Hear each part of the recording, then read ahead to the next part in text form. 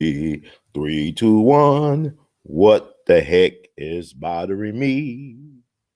One, two, three. Three, two, one. What's the heck is bothering me?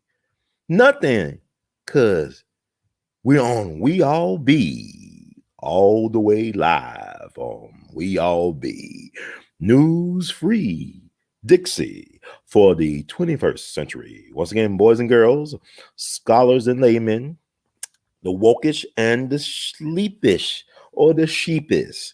This is We All Be news free Dixie for the 21st century. I'm your host for this empowerment segment, Brother Ron, also known as R2C2H2, the artivist, and this is We All Be news free Dixie for the 21st century. Just making sure everything's coming in loud and clear. It's been a long time, as in it's been too many days. A lot of things has happened since we last went live on November 23rd. So many things to talk about, so little time to get them all in and make them all rhyme. It's a lot of things been going on, but I just want to touch bases with the people. Still can't believe it's the first day of December. If you are in the central and mountain, even in East Coast time, it's still December the 1st. This year has been a blur. It's been a very trying year for a lot of us. Like I said, like I'm always saying, 2020 was a sucker punch, but 2021 is Tyson Fury, because you see the punches coming, but you can't do nothing to stop it. Your legs getting all weak, getting weak in the knees, and you about to fall out, trying to catch your breath. You got this damn mask on your face, and it's hard to keep that in place as you try to fight the good fight in 2021.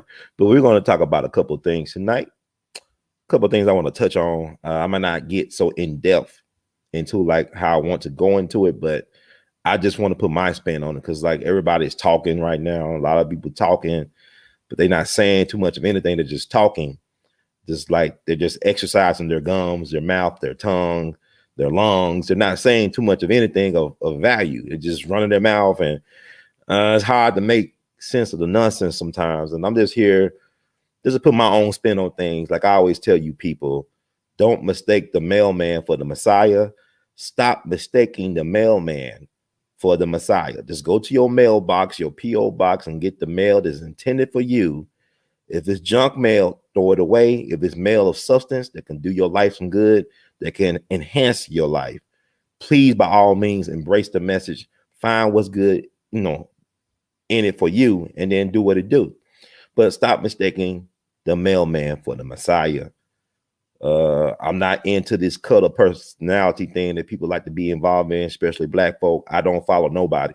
Y'all ask me, have I heard so-and-so podcast? And more than likely, I have not heard so-and-so podcast.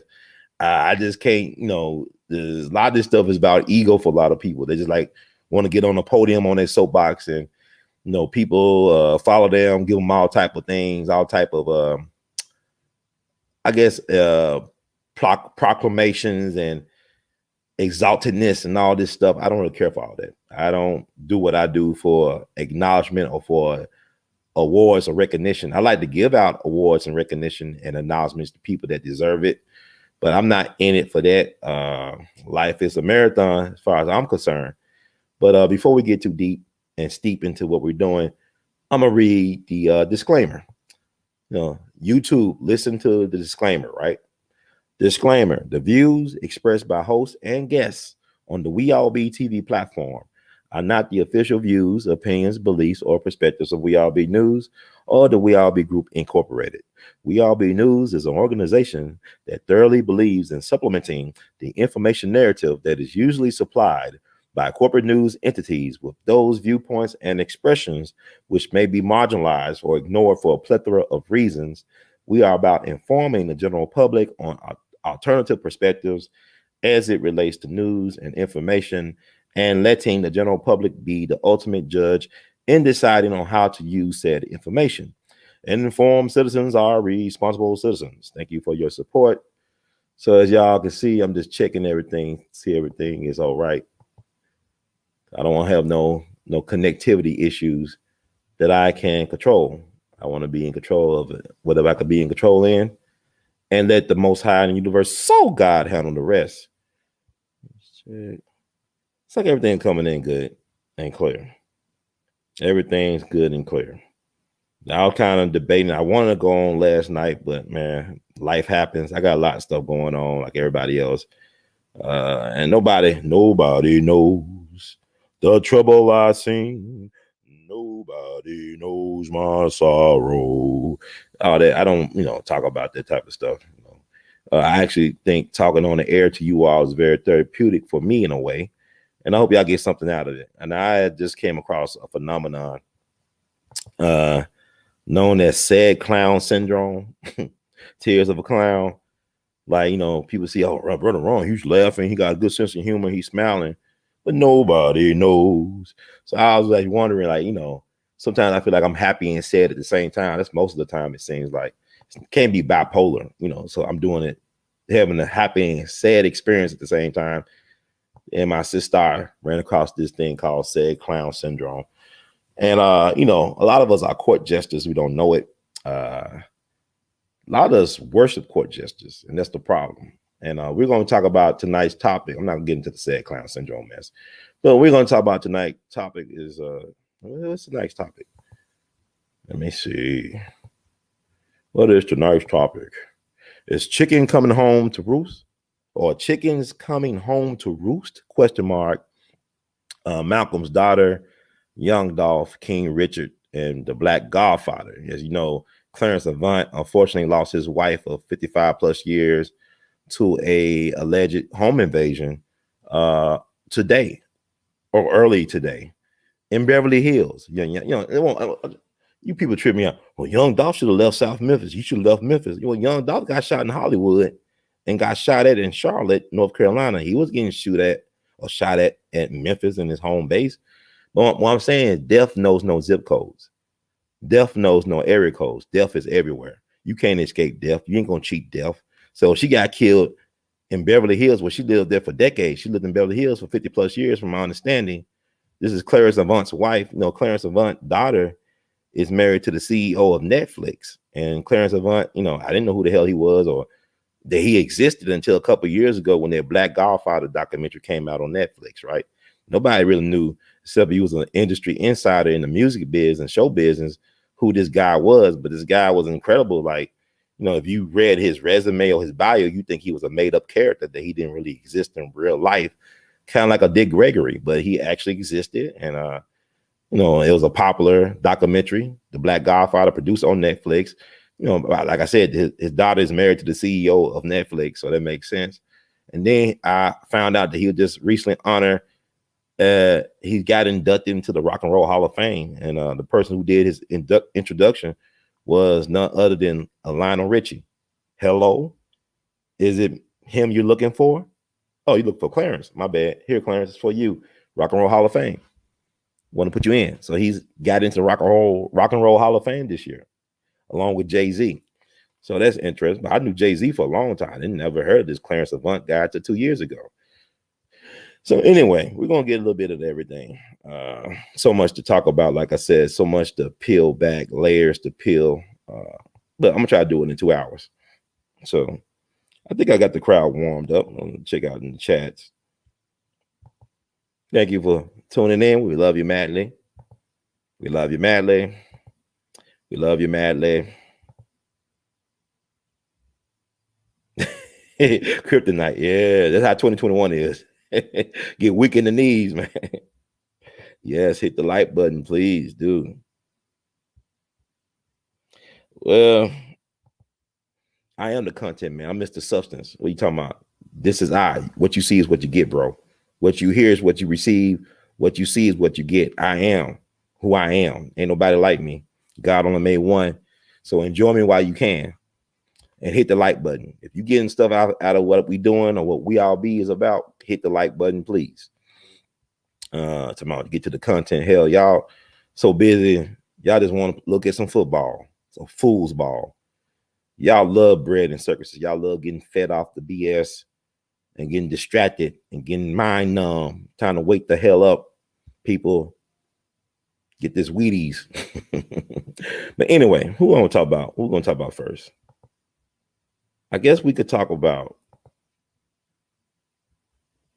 Malcolm's daughter. You know, as y'all know, his youngest daughter, Malika Shabazz, I believe her name, Malika Shabazz, passed away on they say a natural death, but nobody dies a natural death in a killing machine. Y'all do realize we living in a killing machine and everybody's a sacrifice. Some bigger than others, some smaller. We all blood sacrifice. Y'all do realize that we're living in a killing machine. So there's no such thing as a natural death.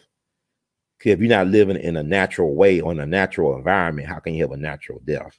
Ain't nothing natural about this environment, this society that we live in. So it wasn't natural. Whatever the cause may be, is anything but a natural death. But Malika Shabazz was found dead in an apartment in Brooklyn by her daughter on November 22nd of 2021. Now, y'all do realize that November 22nd was also the 58th anniversary of the alleged death of President John Fitzgerald Kennedy, who was, I believe, the 35th president of these United States. And he was replaced by who? Lyndon Baines Johnson, who was the 36th president of the United States. How old was young Dolph when he died? He was 36. And y'all saw gematria out. Okay, ooh. But it's interesting that Malcolm's daughter dies on November 22nd. You remember when Malcolm was asked by the press what he thought about the death of President Kennedy. And he basically said it was like the chicken coming home to roost. The chickens were coming or are coming home to roost. It's like when you do, it's like karma. Like you do bad everywhere else, then karma comes to your front door. Sometimes it comes through the back door, but it's coming. It's coming back. It's a boomerang thing. So that got him expelled, right? Got him excommunicated, from the Nation of Islam for about 90 days. That we all know it became final. That he never returned to the nation, or has never returned to prominence within the nation as the national speaker of the Nation of Islam. So I just think it's interesting that his daughter would die on the anniversary death of the man who he said death was caused by karma. And then the week before, the alleged killers of Malcolm were exonerated. They were found in a court of law not to have killed Malcolm. They had spent decades of their lives in prison for the wrong crime. They did not kill Hajj Malik El Shabazz, brother Malcolm X. They did not kill him. Now, my thing is, they may be innocent of that, Muhammad Aziz and Khalil Islam, but they're not innocent if it's true. If they were enforcers and goons for the Nation of Islam, the Fruit of Islam, they were not innocent of creating the environment or contributing to creating the environment that got brother Malcolm assassinated before his family on a Sunday in the Audubon Ballroom, February 21st, 1965. You know, Muhammad Aziz was featured on their brother's Netflix show about the Malcolm X murder, right? He talked about how the shotgun man was a prominent figure in Newark, in the Newark Muslim community. And it is a prominent civic figure in Newark, period. You know, he was featured in a Cory Booker campaign video not long before he died. So he was well known, and he actually was an alum of what is now known as Malcolm X High School. I can't make this stuff up, folks. The guy who was one of the last shotgun men lived a very luxurious life of prestige and acclaim in Newark, New Jersey. The alleged killers, or the killer that was convicted, we know the one who said the other two guys didn't do it. He was from Mosque 25 over in Newark, New Jersey. The killers all came from allegedly Mosque 25 over in Newark. It is claimed that Minister Louis Farrakhan was at Mosque 25 that day that Malcolm was hit. I have yet to see any video footage of anybody. I don't even think Mike Wallace asked him this question. As much as Mike Wallace interviewed Minister Farrakhan over the years, like, you know, it was Mike Wallace along with I can't think of the black journalist's name right now, Louis Lomax. They produced that documentary called The Hate Produced, that profiled brother Malcolm X and the Nation of Islam. So Mike Wallace was known for interviewing, along with Louis Lomax, for interviewing brother Malcolm And then, and also Mike Wallace had a long career. He interviewed Mr. Farrakhan on various occasions, along with Malcolm's eldest daughter, who was on the same interview one time with Farrakhan and did not forgive him for his hand in leading to her father's death. Minister Farrakhan was real close to Brother Malcolm. Malcolm trained Minister Farrakhan. He was known as one of Malcolm's ministers, according to the Dr. Manny Marable hit piece, biography, The Reinvention of Malcolm X. I interviewed Dr. Manny Marable, and it was an interesting interview. But Lewis is from Roxbury, a community in Boston. Malcolm's eldest sister or eldest sibling, I think Ella, she lived in Roxbury. Her home is now a historic site. And her son, Rodnell, runs the historic site along with his son, where Malcolm will lay his head as a young man, as well as a family man before he died. He would, stay at his sister Ella's home. Ella was responsible for providing him money to go to Mecca and other places to travel. She was his benefactor. And also she was the one that started the pilgrimage to Malcolm's grave burial site every year for his birthday. She started that. And you should check out some of her interviews. She got one interview, I think it's still on YouTube. She talked about how basically Malcolm was like a messiah to her, like how he grown into his role as a messiah. And then she's also in the documentary that came out in the early 90s that's very good about Malcolm. I think it's called Make It Plain. Henry Hampton, the guy who produced Eyes on the Prize series, his production company produced it. It's probably on, it came through PBS. I still think it's on YouTube, but they interviewed Malcolm's siblings, his running buddy, who's also wasn't his running buddy. I think one that Spike Lee played in the movie, Shorty. They interviewed the actual Shorty, I think, his siblings, even some of his frenemies or enemies he made, like the guy who was the captain of the Fruit of Islam at his mosque. He was interviewed. He was still bitter after all those years, after they helped, create the environment that killed Brother Malcolm. But I'm not trying to get too long in the tooth, but my thing is them guys got exonerated does not mean they were not guilty of contributing to the death and early demise of Brother Malcolm by the harassment and the terrorism that was brought against Brother Malcolm all around the country. Like, it's well documented. Brother Malcolm will go out to Los Angeles. You have these Fruit of Islam brothers following him around, trying to start fights, trying to, beat him up or even kill him. He had some of his followers that were brutally attacked, like what's it? It's Leon Amir, who was the former publicist for Muhammad Ali. When Malcolm left the nation, Leon Amir went with Malcolm. He was a part of Muslim Mosque Incorporated, but he was severely beaten. And then he went to the authorities after Malcolm's death, saying that he had information about who might have killed Malcolm. And then the next thing you know, he's dead up in the Sheraton up in Boston back in March of '65, a month after Malcolm, less than a month after Malcolm died, under questionable circumstances. So there's so many people that got killed and brutalized around the Malcolm thing. It's like when young Dolph, like y'all not seeing this stuff happening in Memphis. It's folks dropping like leaves off of trees in the fall around this young Dolph thing. But I think that the local news people have been advised by the police, since there's an active investigation, not to connect those dots too much. But there have been people getting killed around here, not getting robbed, but just getting shot. And it might have alleged connections to the young Dolph situation here in Memphis. See, the young Dolph, people don't understand. Young Dolph was hit, right? Clarence Avant's wife lived in Beverly Hills for decades, and she got killed in an alleged home invasion. Y'all keep on thinking y'all can outrun death. Young Dolph wasn't doing anything but being himself. I understand where he coming from. Where he got a song on his last album, Paper Route Illuminati, Trust Nobody. I don't like riding around in entourages. I'm a well-known figure. I guess people recognize me for some reason. I do YouTube, but I go around the country and even in Memphis, and folks recognize me and they come up to me and say, hey, I said, hey, did I owe you money? No. Did I sleep with your wife or girlfriend? No. I said, what's up? Oh, you brother Run. If we all be? I said, okay. So I take a selfie, whatever. People kind of weird. President Kennedy had bodyguards. Tupac had bodyguards. Huey Newton had bodyguards. Robert Kennedy had bodyguards. A lot of people had bodyguards and still end up dead. If these folks want to get you and they're not gonna stop. They'll find ways to get you. Malcolm had bodyguards. That day that he got killed, they wasn't doing their bodyguard duties. They didn't even have no guns.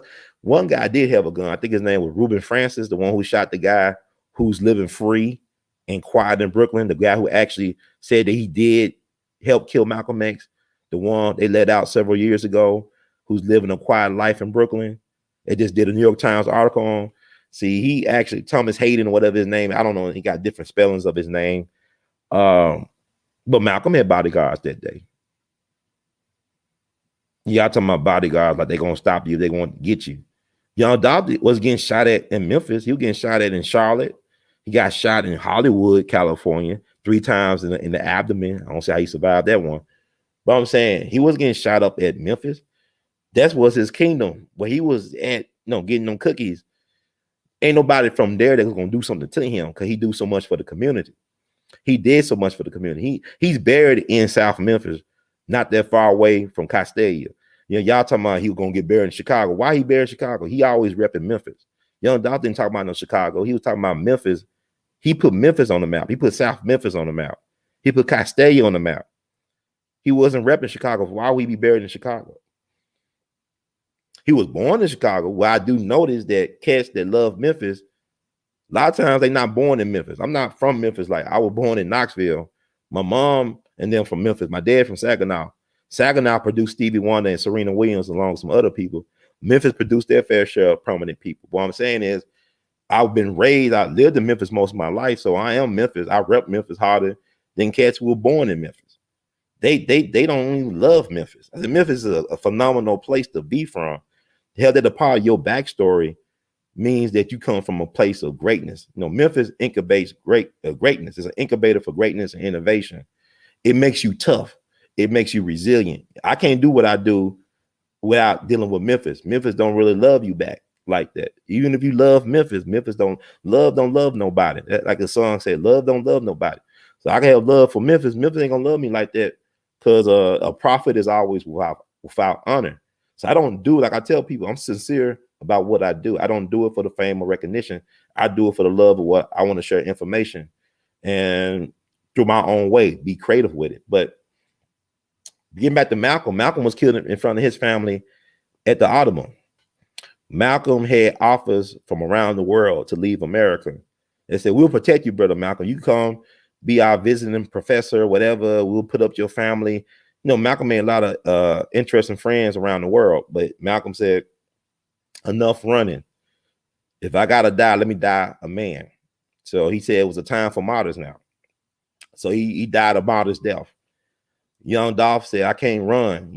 These folks won't get me, they're gonna get me, but let me put my house in order.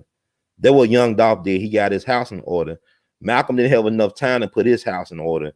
And y'all talk crap about the King family, but at least Coretta, who was a Taurus like I am, had enough sense to put that family house in order so they could have stuff to fight over. At least she had enough sense to make sure that she controlled some of Dr. King's intellectual property so her family could have something to fight over. They could live comfortable, because y'all don't understand all the hell the King family went through.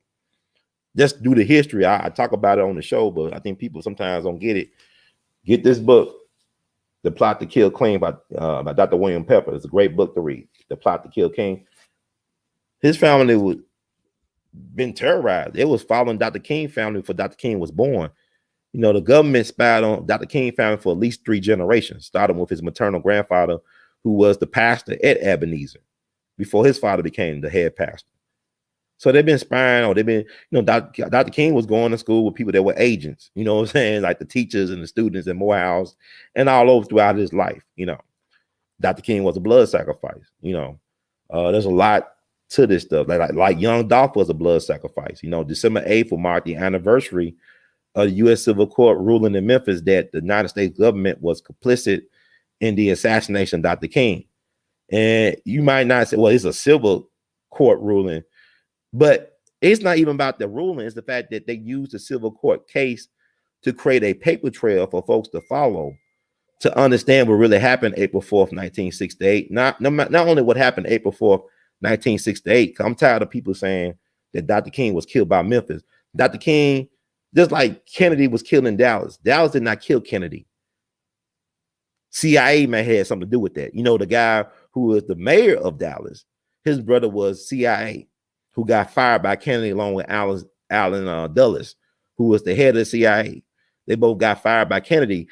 So Kennedy happened to die in a city that was ran by the brother of a top CIA guy that he fired. Earl Cable or Cabell, whatever hell. Cabell.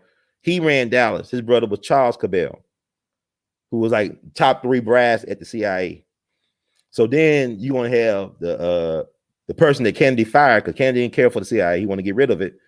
He gonna be the lead investigator on the murder of the president for the Warren Commission. So you're gonna have your enemies, have his enemies be the lead in trying to find out what happened to him when they the ones that behind everything. So y'all be thinking that it's the mafia. The mafia is not bigger than the government, man. The government created the mafia. The mafia is nothing but the hitters for the government. You know, they got rid of Sam Giancana and Johnny Roselli. You know, they got rid of, they were working for the CIA.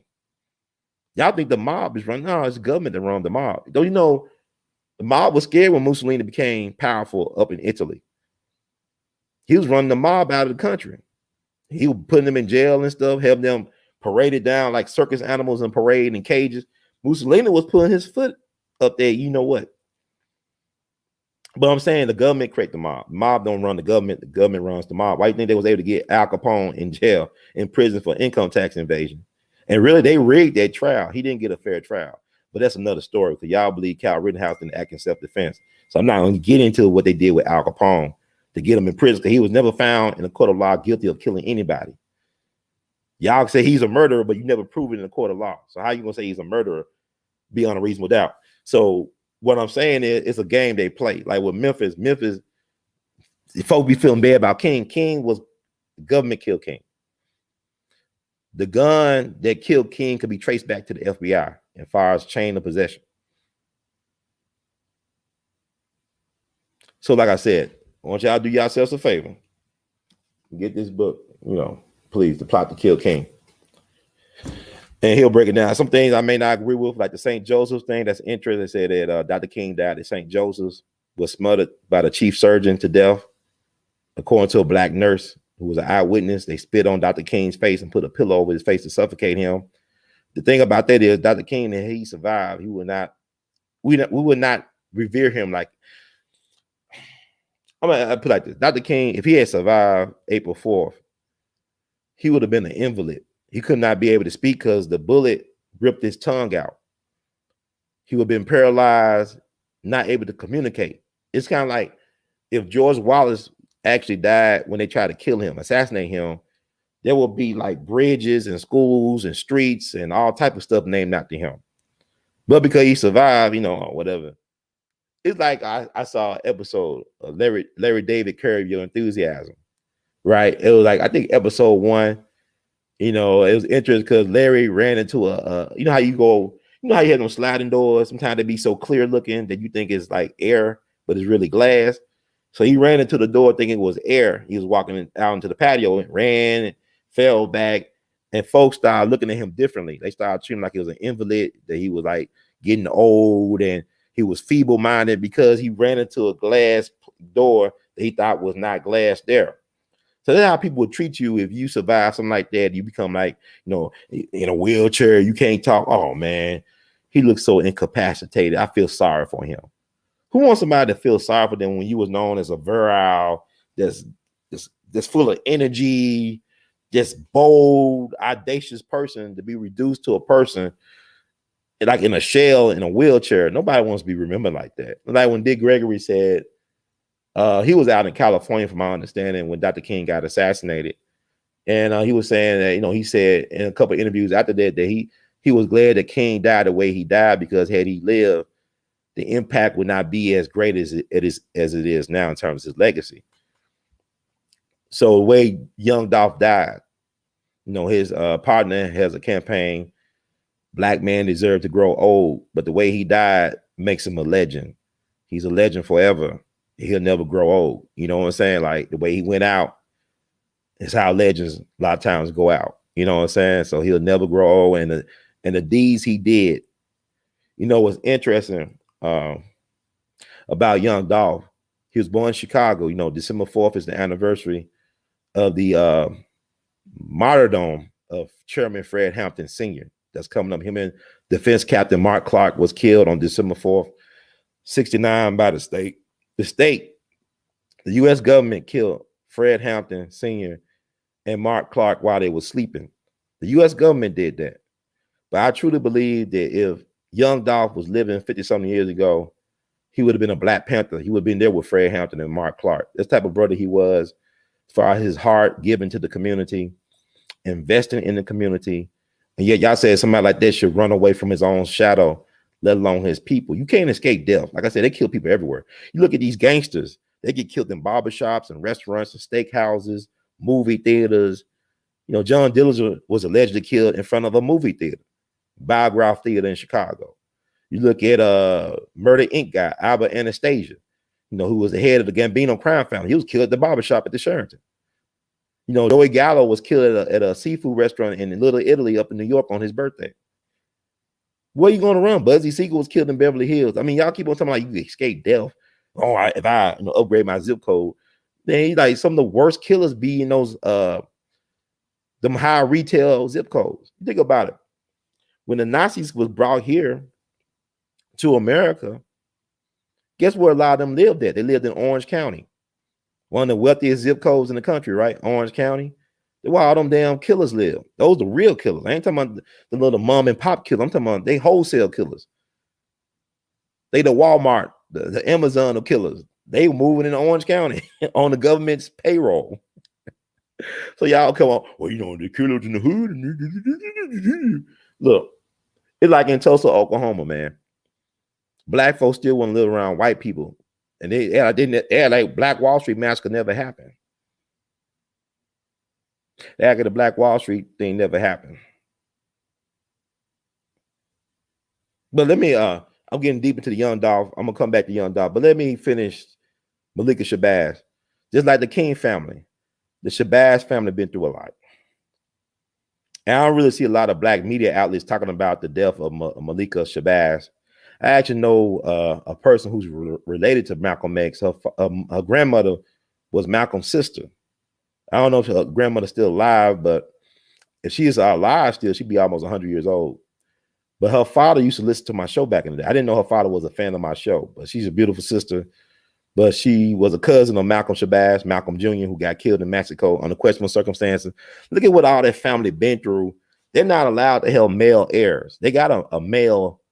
There's a male grandson of Malcolm and Betty Shabazz, but he's not active. I don't blame. As far as I know, he's not, you know, in that activist lifestyle like his grandfather. He's not doing that, as far as I know, and I don't blame him. Because like, you know, Malcolm had beautiful daughters, but they don't have a lot of sons. It's not a lot of sons or grandkids, it seems, in Malcolm's family. He had like, you know, he had two of them in the womb, like his daughter, the youngest, who just died.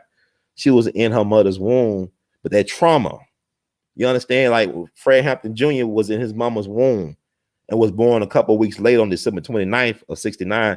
But the trauma, you could hear the trauma in Fred Hampton's voice. You know, Fred Hampton, he speaks fast, and you know, you can hear all that. He's brilliant, but you hear the trauma from December 4th of 69 in his voice. I can understand what Fred is saying. He said he talk. I know I talk fast, but I can understand what Fred is saying. But you got to understand, it's a miracle that he survived, that they didn't pull the trigger while he was in the womb. Like they didn't put that gun. It was a Black police officer that gave Fred Hampton allegedly the kill shot, shot him in the head, the coup d'etat, the coup de grace, whatever they call it. He was known as Gloves or something like that. He was known. And so he used a Black man to finish him out, just like they use Black men or males rather to kill Emmett Till. See, Black folks don't know. Black folks in 55 knew that there were Black folks involved in the kidnapping, torture, and lynching of Emmett Till. Black folks in 2021 don't know that. See, y'all only think that Black lives matter when white folks kill us. Y'all don't want to hold each other accountable for this. But I'm just getting off. But I'm in the Shabazz family has suffered so much. And I don't know, you know, that she died from the shock of what happened the week before them guys got out, because they not, you know, like Khalil Islam. He's been dead since 2009, right? His sons were not notified. They came at the last minute. I think they were coming from Virginia and Florida. But my thing is this: These guys, there's pictures or there's video footage or film footage of a guy that looked just like Muhammad Aziz from February 21st, 1965, excuse me, outside the Audubon. The Malcolm X series did not address that. The one on Netflix, the guy, I mean, he's like a good brother from DC who did that. But my thing is, it's a lot of stuff that was left out that I wish. I even wrote him, I think, on Facebook. I tagged him in the post I did that there should have been some things they should have covered in that Malcolm X, Who Killed Malcolm X docuseries that was not covered. Like, he never addressed, okay, but who's this guy that looked like Muhammad Aziz? He got the same type of facial features, stature, and the hat he was known to wear. Why? Who was that guy that's in front of the Audubon after Malcolm X get killed? If he didn't kill Malcolm X or help kill Malcolm, why is he there that day? Or like, you know how they got that photo of George Bush supposed to be up in Daley Plaza the same day that Kennedy got killed, and George Bush, he can't remember where he was at when George H.W. Bush, Poppy, he can't remember where he was at when Kennedy got killed, but he can remember where he was at when Pearl Harbor. We heard the news about Pearl Harbor that happened like 20-something years earlier. But he can't recall where he was at on November 22nd, 63. But he can recall vividly where he was at on December 7th, 1941. You know, and President Bush Sr., he was a pilot in the military he was the youngest pilot in the military. I think he was like 18 or 19 years old, like Judge Joe Brown said. That's crazy. Almost got killed. You know, got shot down. Luckily, he survived, I guess. Luckily for him. Was it luckily for us? I don't know. But the fact that somebody like him could die in his sleep in his 90s peacefully, and somebody like Fred Hampton Sr. could get killed in his sleep or die in his sleep violently at the age of 21 is a sad state of affairs. Really, so it's really much so. Really much so. But the Kennedy thing, like now Dick Gregory says that Kennedy was not killed November 22nd, 1963.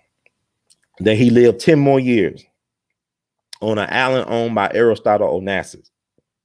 Jackie Kennedy's next husband. She was married to Aristotle Onassis.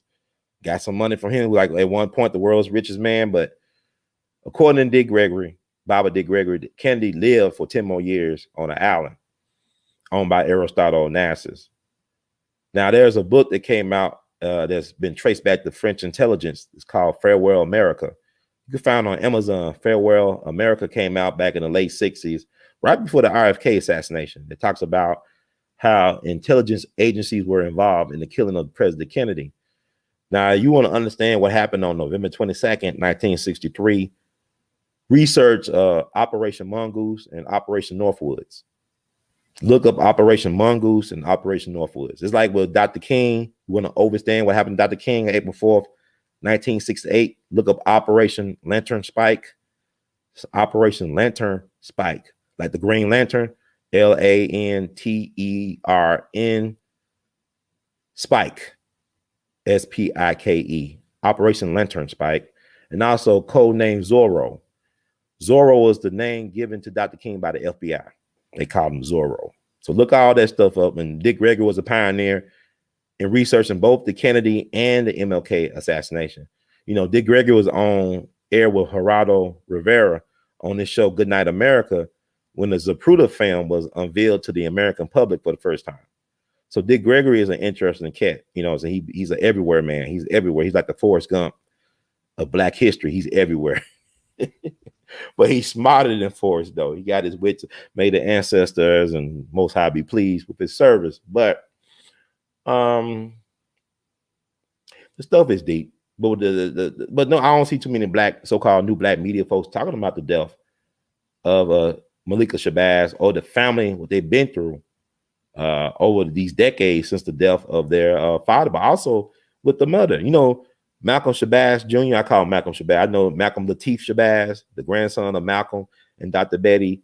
He died in 2013. I remember when I received the news where I was at, you know, and who I was with and what I was doing, and it disturbed me. I think he died on John Brown's birthday. You know, the Harper's Ferry raid or the death or execution of John Brown.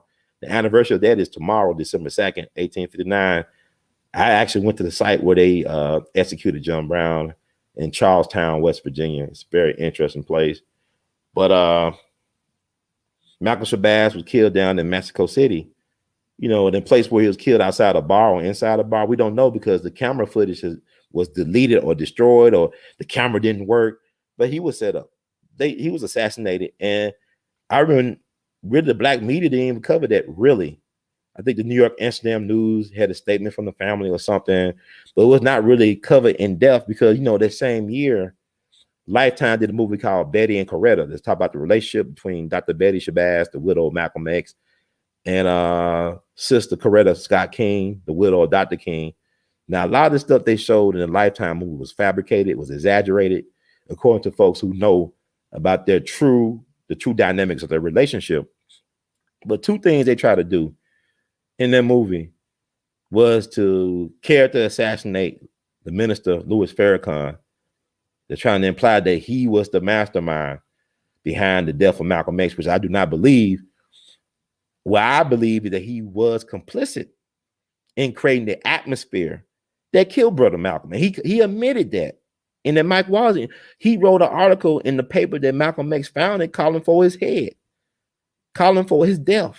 He said it a couple of times in speeches that a person who betrays a nation, I'm paraphrasing, a traitor to a nation deserves death. So there's been documented footage, and even from his own mouth, his own words written down, that he did call for the death of Malcolm, his once Jegna. He called for his death. And he admitted to being, but he also know that there's a bigger hand at play. Like the nation could not do things. Like Malcolm said to himself, I trained these people. I know what they can do and what they cannot do. They cannot deny him entry into France. Nation of Islam don't got the type of clout where they deny Malcolm entry into another country. Who can do that? It wasn't Elijah Muhammad. But Malcolm also recognized there were police elements in the nation as well, too. He recognized there were police infiltration of the nation, or there were police officers of color who were Nation of Islam members. So he said, how are we going to do what they say we're doing if we got police all in our organization? Now, I'm paraphrasing that, but he said it in the speech. I believe the audio was still out there. See, there's a lot of stuff they're scrubbing out the internet, or it might be written down in text. But I mean, see, what happened with us is that we don't really do no research. We don't do no deep thinking. We get on YouTube and Instagram and Facebook and all these social media apparatus. You wait for a talking head like me or somebody else to tell y'all what to think instead of you saying, you know what, Brother Ron said this and that. Let me do some research. Let me take note of what he said and let me do my own research. And let me come to my own conclusion on how I process that information. I remember Dick Gregory saying that Elijah Muhammad one time showed him a big old check he got from the government. And Dick was real close to the Nation of Islam because y'all thought that Dick had issue with Minister Farrakhan. He didn't have issue with Minister Farrakhan. He had issue with the strategy about how to boycott Christmas with Minister Farrakhan. So a lot of you brothers from the nation, y'all know who I am. It's funny to me. I go to any place in the country, Fruit of Islam, Brother Ron. Hey, how you doing? Can I see Farrakhan? No, Brother Ron. But we love what you're doing, though. Why I can't see Farrakhan? If you love what I'm doing, if I go to Baltimore, if I go to Chicago, go California, y'all know who I am. You know what Brother Ron's about. What's the problem? I guess I have money like Kanye to see Farrakhan, or some money like I gotta be a rapper or somebody. But anyway, I got a plaque for Farrakhan. So did I believe that Farrakhan killed Malcolm X? No, I believe he contributed to the atmosphere that made the killing of Malcolm X easier. And he admitted to that. And go to the Mike Wallace interview. He admitted to that much, So that's gonna be a part of his legacy and obituary, just like with Colin Powell misleading the public about the war or weapons of mass destruction in Iraq. I don't know if he lied to us or he misled himself by the information the folks provided it to him, but he did acknowledge before he died that's gonna be a part of his legacy. That presentation did before the United Nations is gonna be a part of his legacy. And you could tell that it bothered him that this was going to be a part because we was invested 20 years almost in that mess. All them lives lost and families, fortunes, it's unfortunate. Things happen, right? So why are we not talking about Malika Shabazz and her family right now? I mean, I didn't know. I mean, the Virgil guy, now he's interesting because that Virgil guy, what is it, Virgil? Virgil. I think it's Virgil. I didn't really know, because I'm not into fashion. I'm not a fashion guy like that. Now I do clean up nicely. I'm gonna start giving me some more tailor-made suits in the future, but I'm not no fashion guy like that. But he was a big deal. I didn't know how big of a deal he was until he passed. I didn't even know he really existed. That's just me. That's show you how out of tune I am with the rest of y'all, you know. But he was a big deal. So to lose that brother at 41, what a loss. To lose young Dolph at 36, what a loss, man. And one thing about these guys, they seem like they love giving back. Like Virgil's like he really loved giving back to the community and also making avenues for people that look like us to thrive. So, you know, it's just unfortunate. And that's why I know that you can't take none of this for granted, man. You know, I don't know what's going to happen next year or how everything will be looking for me a year later from this point. I just know that all I got is this moment, and I'm going to make the most of this moment doing the things I love to do, which is to help serve the people with information, feed the people, and encourage the folks to do their own research. So sending out blessings to his family. They just did his fashion show down in Miami, I believe, in the Art Basel or Basil, whatever they call this stuff. It's like a food topping on something, not Basil. But anyway, getting back, blessings and condolences, amplified blessings and condolences to the Shabazz family for their loss of their sister, the youngest, Malika Shabazz. She was a twin. I actually met her twin at Malcolm X's 90th birthday party up at the Shabazz Center, where he was assassinated. You know, now it's known as the Malcolm and Dr. Betty Shabazz Center, something like that, up there in New York, where he was assassinated, what used to be known as the Audubon. So I met some of Malcolm's daughters. They're beautiful, strong genes, right? They all look like Malcolm. They're beautiful women. They all look like Malcolm. You can't deny. He don't even have to go on the Maury Povich show. You can't deny them children, them daughters of his. They look like him. You could strong features in their faces and stuff. But you could tell they got a lot of pride in the legacy that their father left them. There's a lot of pride. There's a lot of honor, a lot of respect, a lot of love in their legacy that he left them. And I gave one of the daughters a plaque, you know, because Ilyasha left early. I wanted to meet her because she's such a gorgeous woman, such a classy woman. I'm just surprised she ain't been married or have kids. It's weird. But like I said, a lot of them I don't think have kids. They don't have a lot of grandkids for Malcolm. I don't think there's a lot of he got a male grandson still around, but he's not doing that work like his grandfather did. And I can understand why. I mean, you see what happened to his cousin. But anyway, it was amazing going to the 90th birthday party. I saw Lord Jamar. I didn't get a chance to meet. I recorded him. I didn't get a chance. I met Immortal Technique, that good brother. I met Immortal Technique and some other people. But anyway, it's just really sad what happened to Malika Shabazz, and it's not natural. She didn't make it to 70. I mean, at least in the Bible they said 70, right? That's a blessed life. You live to be 70, blessed life. She wasn't even 60. She was 56. And she died on the 58th anniversary of the death of President Kennedy, who her father said was like chicken coming home to roost. So I don't know who write these scripts, man. Like I said, there's not a lot of us talking about their family sacrifices and their death. But I think I did Malcolm and that stuff justice, right? Oh yeah, she's gorgeous, man.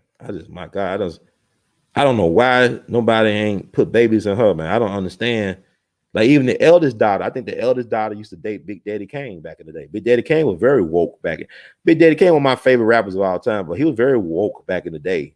And I think he was dating Atala, or how you say Atala, how you said, y'all know, please forgive me for the name slaughtering.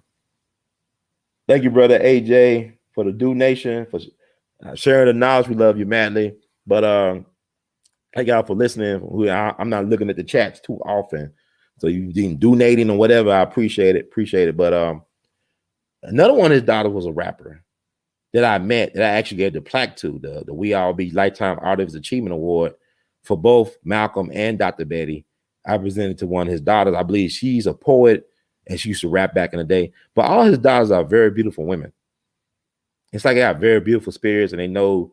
I just wish that the estate was better organized where they could capitalize I mean, we're in a capitalistic society, and folks are really taking advantage of their legacy, intellectual property. Because one thing about Coretta, once again, she got control of that estate. She made sure that it was organized where the King family would be compensated for the sacrifices, not only of Dr. King, but also of his family. You got to look at his brother, King, A.D. King was killed under questionable circumstances. He found floating, drowned, but he could swim, right? And his mama got shot at church.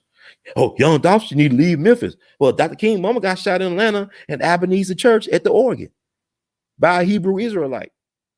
Well, the young Dolph need to leave, man. It's dangerous in Memphis. Where you gonna run? You can't outrun death. When it's your time, it's your time. Maybe, maybe not, but choices. So y'all keep on talking about Dr. King mom was killed in church. I guess you should have left Ebenezer and never went to church. See how that y'all got to stop repeating stuff like a parakeet or a mockingbird. You know what I'm saying? People say, well, you know, you do the same thing over and over and expect different results. That's insanity. No, that's called practice. I guess it is insane to practice because a lot of folks ain't great at anything. There's only a few people that's really great at something. It's because they do the same thing over and over again and expect different results. People like Michael Jackson, Charlie Parker. You know, Charlie Parker, they both were born August 29th. They Virgos. Virgos crazy. They are obsessed. But Charlie Parker said before he died on an interview with Paul Desmond on the radio station in Boston, which is online, Charlie Parker should have been a college professor. Man, had a brilliant way of talking, and he was a high school dropout, but he probably was the smartest person in every room he entered. Charlie Parker, but he said that he practiced for 11 to 15 hours a day for 4 years, and this is why he's Charlie Parker. Michael Jackson will, rehearse and perform thousands of hours, right? They said in order to become a master of something, you at least do something for 10,000 hours. You become a master. So imagine it, like you Charlie Parker, you practicing 11 to 15 hours a day for 4 years. He could play where he farted. He could play, if he blew his nose, he could play exactly how he blew his nose. You know what I'm saying? That's how, we all got that ability, but how many of us got that focus? Now, if Charlie Parker had Pornhub or internet back then, I don't think he'd been practicing on that for 11 to 15 hours a day. He'd be trying to blow some other things. But anyway, but young Dolph, man, they put him to rest. His mortal remains yesterday. Like I said, why would he be buried in Chicago when all he loved was Memphis? Memphis was his lady. No disrespect to Mia J, but Memphis was his girl. He loved Memphis, or Memphis was his mama. Memphis raised Dolph. Listen to his song, Anthems for Memphis. Some people saying that he killed that Airways Boulevard should become Young Dolph Boulevard. I think they should change the name to Young Dolph. Or Adolph Thornton Jr. Boulevard, but Young Dolph Boulevard, I like it better. But Young Dolph, the way he got killed, it was an assassination. It was no, people want to make it like some hood stuff. No, that hood, they were cool with Young Dolph. That was his hood. That was his kingdom. Young Dolph was a king. He was a Leo. It's like Nipsey Hussle was a Leo. What happened to Nipsey was not just no regular street stuff. It was sweet and street stuff. It was the sweets dictate what happens on the streets. The sweets, something like the upper level, the white collar criminals. Like y'all worry about the low down petty criminals, but the real criminals live in the best zip codes, the richest zip codes in the country, while the real criminals live. Like you think about what happened to Eric Gartner, right? He got killed over some Lucy's, right? Selling Lucy cigarettes in front of a store. But you know that the biggest criminals in Staten Island got the biggest homes in Staten Island. I'm talking about the mafia people. I'm talking about mob bosses. There was a Gambino crime boss. I think it was Gambino. One of them got killed a couple years ago by some nobody. Nobody killed him in his home. Some of the biggest criminals live in Staten Island. Mafia guys, they got the biggest homes. But Eric Gardner get killed over some Lucy's, right? But you got crime bosses living in Staten Island. But one thing, I don't know, it was Gambino crime family, but one crime boss was killed by some white boy, a nobody. It was no, it might have been a mob hit, but they act like it was just a dude killed them over some woman or something. I don't know, but y'all can look it up. It's out there. Out on tabloid papers they got in New York, they cover it. But I'm not gonna look it up right now because I don't feel like it. But yeah, you get killed anywhere. Oh, me got run away. Yeah, it will make it silly. They want you to run away. Young Dolph was buying foreclosed homes in black neighborhoods for a reason, because Memphis is big on construction and real estate. These white boys love real estate and construction down here in Memphis. That's why they can't never fix a road right. The potholes is a conspiracy. They put like, you know, cereal to fill up the potholes and it'd be messed up another time. Like they constantly work on the same streets for years at a time. It's because everything is about corruption. That's how you make your money. It's not about the cure. It's about the symptoms. It's about treating the symptoms, not finding the cure. Dolph was about being solution oriented, but he was buying up real estate in Memphis. He had a lot of real estate. And like I said, real estate is big down here. You understand? But black folks want to run away from the projects. They knock down the projects, right? Next year, they're building condominiums and shit, and luxury apartments that you can't afford. You used to be able to afford. You was in Section 8 right there, right? Now you can't afford to go back to where you're from. Then move you out, like East Memphis. That's our thing. Move out east, the suburbs. That become the ghetto. If you're a black person used to growing up in the projects for generations at a time, you ain't used to cutting your grass. You ain't never had a yard before to cut, to maintain, the manicure. It's called a project for a reason, it's a social experiment. And you know, like in Chicago, they name, or anywhere really, they name projects out of prominent black people, like the Ida B. Wells project. You think Ida B. Wells would be okay with that in her name? The social engineering of her people like that. And Ida B. Wells from Memphis by the way of Holly Springs. Now, Ida B. Wells was ran out of Memphis at 29 years old. They ran her out of here. If she ever came back to Memphis, they would have killed her on the spot because she was a truth teller and she was ride or die. And you had brothers in Memphis that wanted to protect Ida B. Wells. They wanted to die for Ida B. Wells. But she said, I don't want y'all to, you know, lose y'all lives over me like that or make your kids bastards and stuff. I'm just going to leave. And luckily, when they destroyed her newspaper office, she was out of town. But here's the thing, young Dolph assassination is up there with Dr. King and the people grocery lynching that happened in Memphis back on March 9th, 1892. Why do I say this?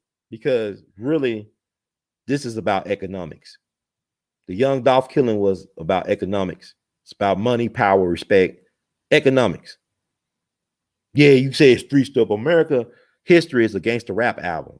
It's always street stuff, but it's always sweets. The sweets, I'm talking about sweets, you know, like sweets, S-U-I-T-E-S. I ain't talking about sweets like candy, but I guess it's just like candy. But you know, the sweets control the action in the streets.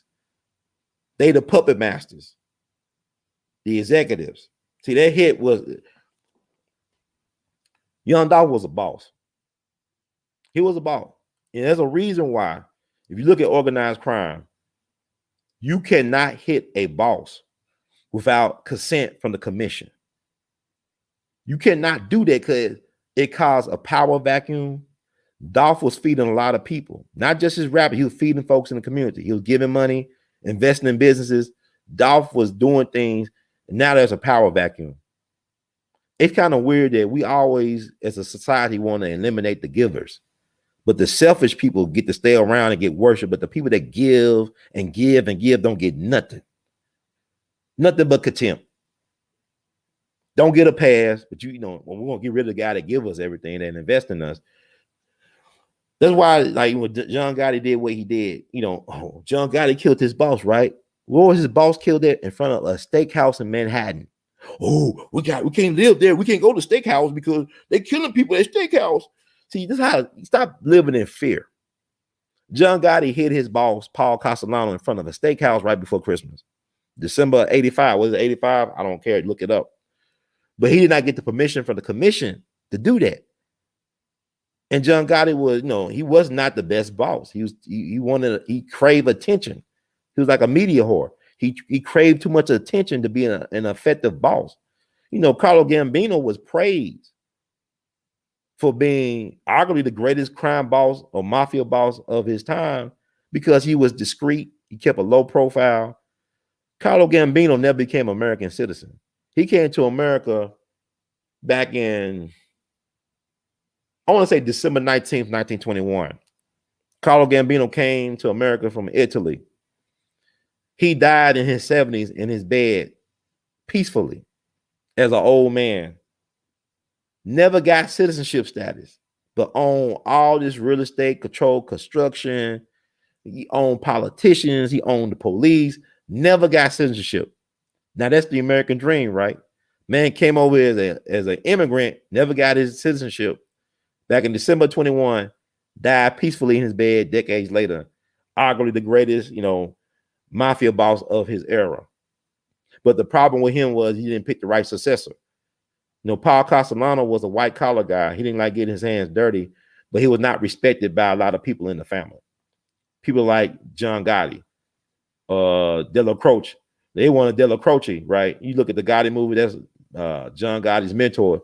He was the underboss. People wanted him because he was more of a street guy, throwback old school street mob guy.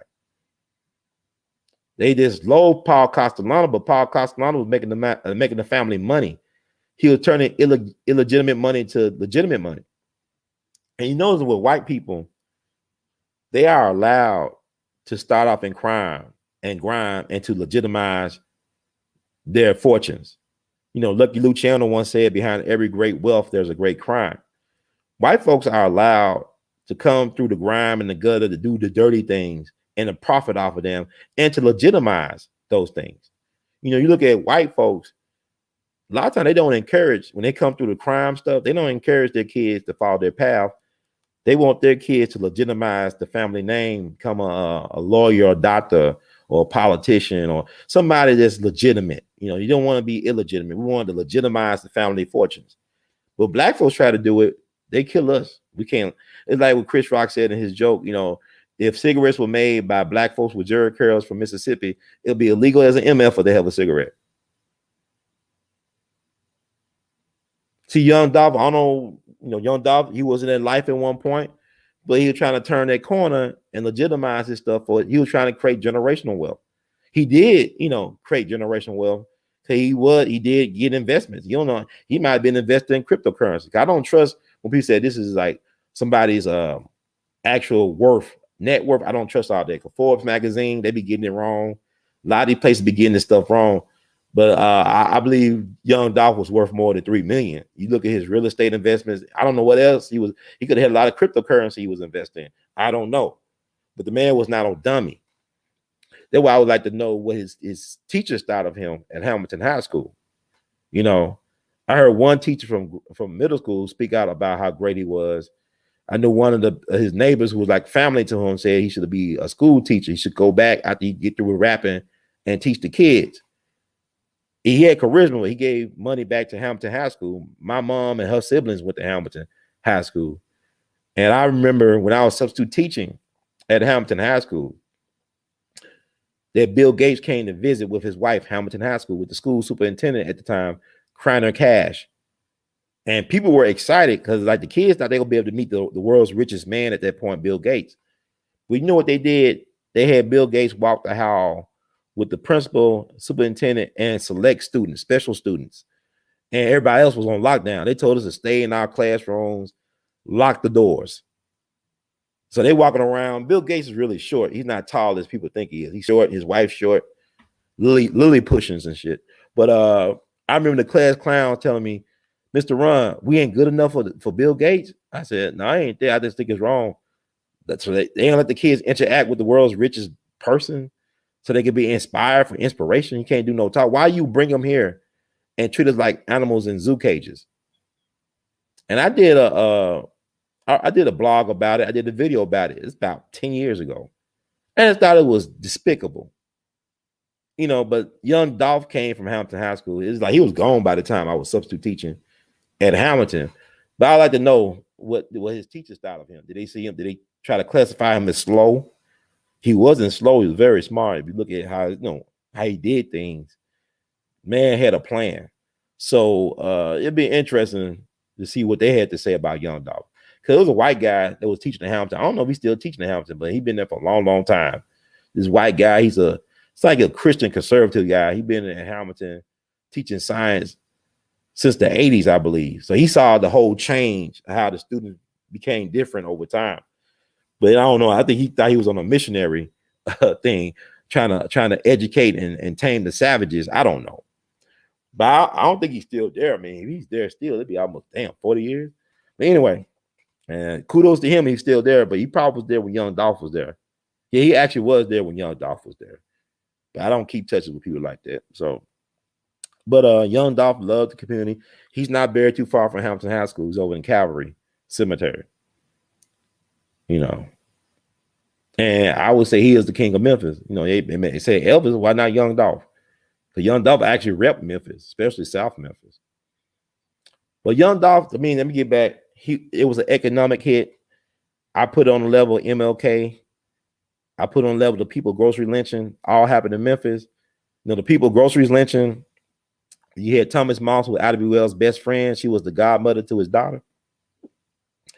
And his business associates, William Henry Stewart and Calvin McDowell, were murdered by white people because they had a successful grocery business called the People's Grocery Store in what is now known as South Memphis, They were trying to defend their store from a racist white man named Barrett, who had a store across the street from their store, but their store was more popular and more financially successful than his store. Because not only did black folks go to their store, but white folks, everybody went to the People's. That's why it's called the People's Grocery Store, I guess. And the white man didn't like the competition. So what he did, he got a white mob together to try to destroy the store. And what they did, Thomas Moss and McDowell and Stewart, some of their buddies came to defend the store. Yeah, black men with guns came to the aid of their brothers or their brethren to defend against this white mob. So they were getting the best of the mob. They shot into the mob. They wanted what is now known as, I guess, police officers, but they was plain clothes, but they was not acting like police. They was acting like lynchers. So I guess to keep the peace, which I thought it was a mistake, they turned themselves in, turned their guns in. Now he had the Tennessee Rifles, the Tennessee Rifle Association, or the Tennessee Rifles, group of black men. It was a black militia. They went to the jail to protect them for about 2 nights. They went to the jail because they thought that the white folks were gonna get together and lynch these black men. So they went there for 2 nights with guns to protect the men. They found out that the white men were going to make it, the ones who got shot. So they left, which was a big mistake, because the following night, the white folks came into the jail without any problems to kidnap Thomas Moss, Calvin McDowell, and William Henry Stewart, and took them to a field in North Memphis by the Wolf River and the train tracks and lynched them. You know, Calvin McDowell, his face was blown off. They put big 4 holes in his face. Right eye blew out. This hole, you put your fist through his face in several spots. William Henry Stewart, they messed his face up. Now, I want to say, according to accounts, depending on what count you got, Thomas Moss told the men, the white outcome, the devils, the demons, he told those demons, look, I got a young family. I got a child on the way. Can you spare my life? They said, we cannot spare your life. Do you have any last words? He said, tell my people to go west because there is no justice for them here. So they shot him. They lynched all these guys. Their crime was just being successful black men. That's it. Having a successful grocery business. And then the white man, Barrett, brought their store for pennies on the dollar. Nobody ever went to jail or prison except for the black men who were trying to defend the People's Grocery Store that night when the lynchers came, the white rioters came. So people say, well, the judge was in on it because when the jury did sentence those guys to prison time, he thought it was too lenient. And he went off on the jury and threw him out the court. That's what the Judge DuBose, did. And 6,000 black folks, including Ivy Wells, left Memphis in a few months after that happened because Ivy Wells printed his last words in her free speech and headlight newspaper. and she encouraged black folks to leave to go west. And they ran Ida B. Wells out of the city because she kept on trying to investigate what happened to those men and trying to find out who actually was behind the murders, the lynchings of her best friend Thomas Moss and Will Henry Stewart and Calvin McDowell. You also know March 9th when they killed Biggie too. March 9th, 1997. But anyway, that was on a Wednesday night, a Wednesday morning, March 9th, 1892. So they killed those black men for economic reasons. Dr. King led speech, not that far from where I'm at right now, it's down Crump at Mason Temple. He advocated that black folks should support black businesses. He said, boycott Wonders Bread and Hearts Bread and Coca-Cola. They'll take your money, but won't give you jobs. And he said, invest in black insurance companies, black businesses. So he was talking about black economics. He was talking about, doing a poor people campaign to share the wealth and all that stuff. And they made sure they brought him back to Memphis to kill him. Because Dr. King already knew that he was a marked man. It's like young Dolph. A lot of them guys knew that they were going to die young. Young Dolph knew he was a dead man. Yeah, don't make no money. He didn't know he was going to get killed at the cookie store, I don't think, but he knew that his life was not that long because I'm going to get into that, but like even Dr. King, Dr. King told his people that I won't make it to 40. Dr. King died at 39. Dr. King knew he was at President Kennedy's. He saw the President Kennedy's funeral procession in D.C. The secretary of the SCLC and future Congressman Walter Fauntroy was next to Dr. King's side. He said that Dr. King told him while they were watching the funeral procession of JFK that if they could do that to a president, I won't make it to 40. So Dr. King knew he was already. All of them thought that he'd get killed at D.C. during the Poor People campaign. See, the government could not afford Dr. King to make it to D.C. with all the dispossessed. They have over 1 million people there, not just black people, but people from all walks of life, so-called Native Americans, former Klansmen, poor white people from the Appalachian. They all there, 1 million plus strong, to disrupt business as usual. They wasn't there like Minister Farrakhan was 6 years ago. You got a permit and you do a demonstration on a Saturday when everybody's at home on the weekend, when government is not in session. Dr. King was talking about disrupting everything until they get the check that won't bounce. And the government could not afford that simply for the fact that we was already overextended in Vietnam. And resources were being put elsewhere. So imagine, because Dr. King, once he brought them people there, he could not control those people. Because you got to even go fast forward back to 5 years ago in 63. One of the concerns of the March on Washington was that the Big Six could not control the black people. The Kennedy administration was afraid that things would get out of hand. Because really, like what Malcolm said, it's a farce on Washington, because really was no revolutionary stuff. It was just it was a parade. It was a rally. It was not a protest. It was a parade, a rally for jobs, increase the minimum wage type of stuff. It's like, it's funny how they just reinvent the narrative every time. It was not what people thought. It was not revolutionary. It was just a parade. They had permits. DC was a sundown town. You Negro get y'all black, what's out of here by so-and-so time. So they had to be dispersed by a certain time. So the Kennedy administration and the powers that be controlled that. They were the puppet masters. They controlled the suites, controlled the streets. See, it's not the other way around. And Malcolm, listen to Malcolm's a message to the grassroots. It exposed the whole thing. He lays it out, the power brokers, and how they select the Negro leaders and what the thing was really about. One of the greatest speeches of all time. He did that speech November 10th, 1963 up in Detroit. The message to the grassroots. I listen to it annually. And y'all should too. If y'all love Malcolm, this way y'all say y'all love Malcolm, and I doubt it, just listen to that speech. That speech not even an hour long, I don't think. It's like maybe 90 minutes or an hour, I don't know. But it's a great speech. So 5 years later, King was the toast of the town in 63, right? He won the Nobel Peace Prize in 64. But 5 years later, King is being character assassinated by the media. He's one of the least admired people in America when he died. So King was out of favor by 68. But King was becoming more militant and radical because he was listening to people like Kwame Ture, y'all know Stokely Carmichael. And he had a lot of respect for the young guys like the H. Rap Browns and the Stokeleys and the Fred Hamptons. You know, Dr. King did that housing movement he did back in '66 in Chicago. Got ran out of Chicago. You know, he said Chicago really was worse than Philadelphia, Mississippi, where they killed them 3 civil rights workers at. And that's saying a lot. Because Philadelphia, Mississippi, to me, is still spooky to go down there. Even in the daytime, it's spooky. To me, black folks acting scared as hell down in Philadelphia, Mississippi. I'm just telling the truth. But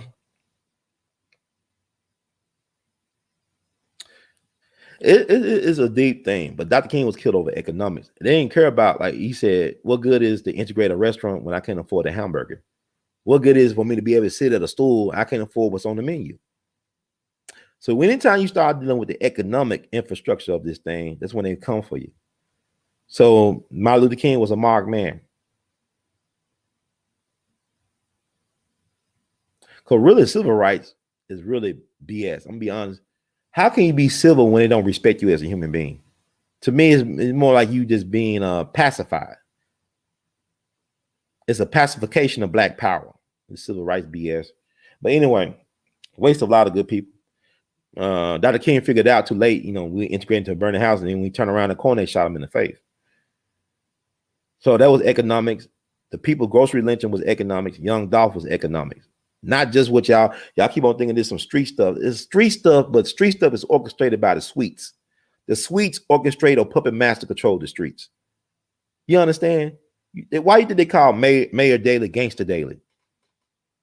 This man was the mayor of Chicago. Well, he had a killing machine that he controlled. Before he became mayor, he was a gang leader.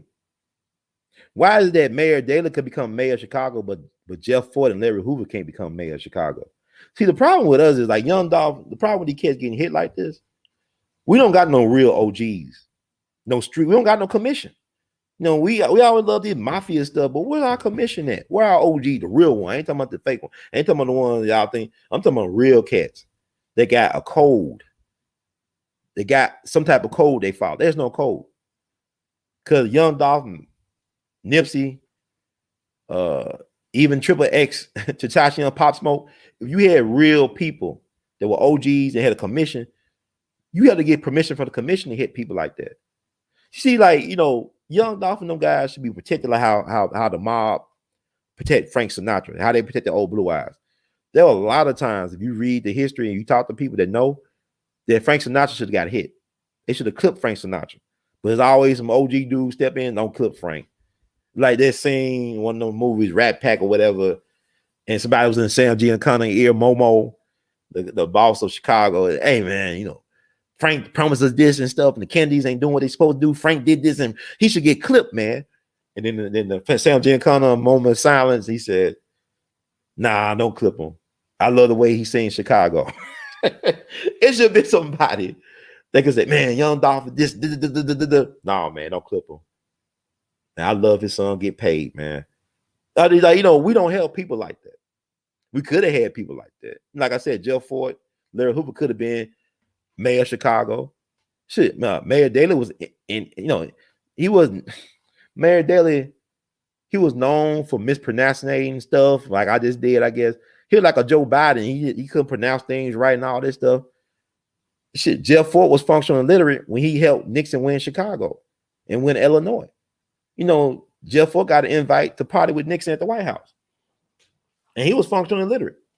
And yeah, he was able to swing Illinois for Chicago, just like how Sam Giancana and the mob swung Illinois for Kennedy back in 60. He helped swing it for Nixon back in 68.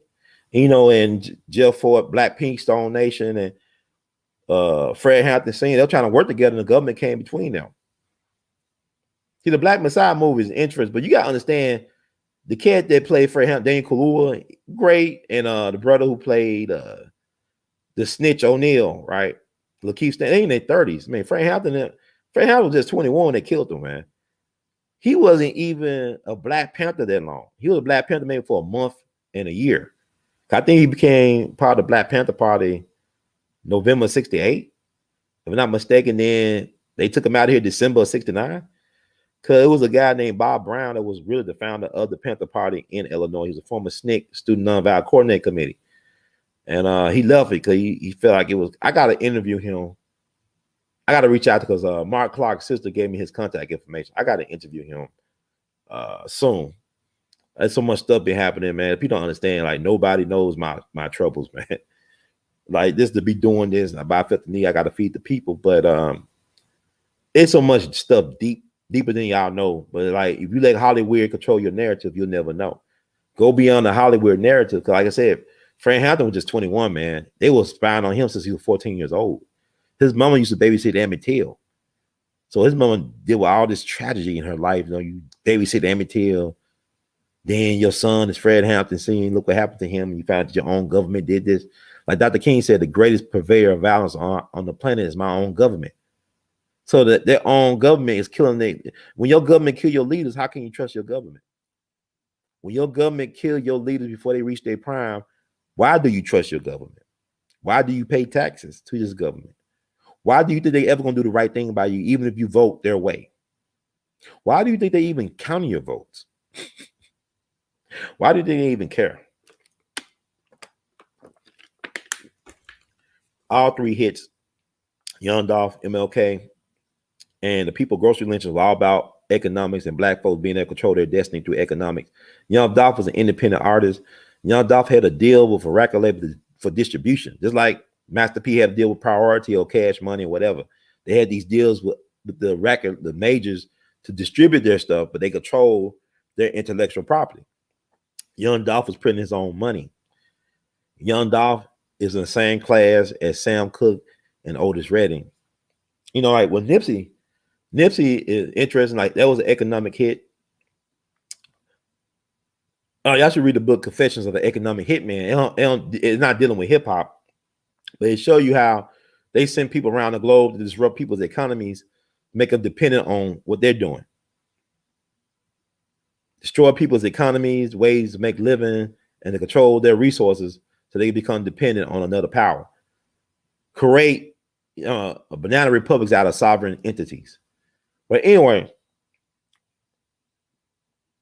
Young Dolph was independent. Like when Nipsey, I didn't really listen to Nipsey. I don't listen to Nipsey now. I respect Nipsey Hussle and what he was doing, but as far as his music, I don't listen to it. I didn't listen to it before he died either. I knew of Nipsey. I was aware that he existed.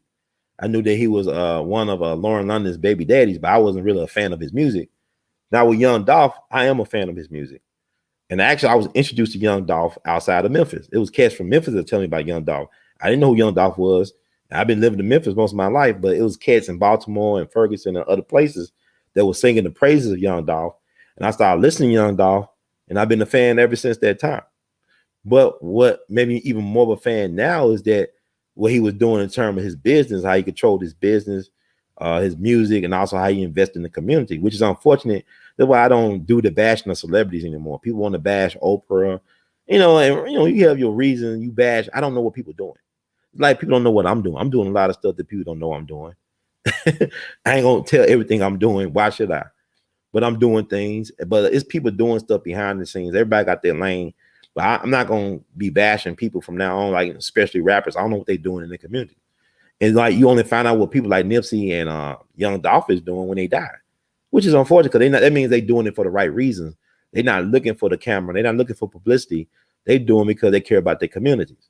So look at Young Dolph. Young Dolph is 36. 3 plus 6 is 9. Y'all know that's the number of completion, right? Yeah, Sam Cooke got killed in 33. I mean, at 33, excuse me. He got killed in 64. See, December is like an interesting month for Black Messiahs. December, he got killed in December 64. Sam Cooke. Otis Redding got killed in December 67.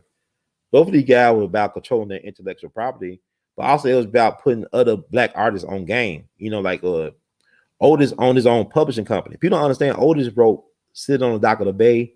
He wrote Respect, the song that Aretha Franklin made her an anthem song, a signature song. You know, he wrote that. He controlled it.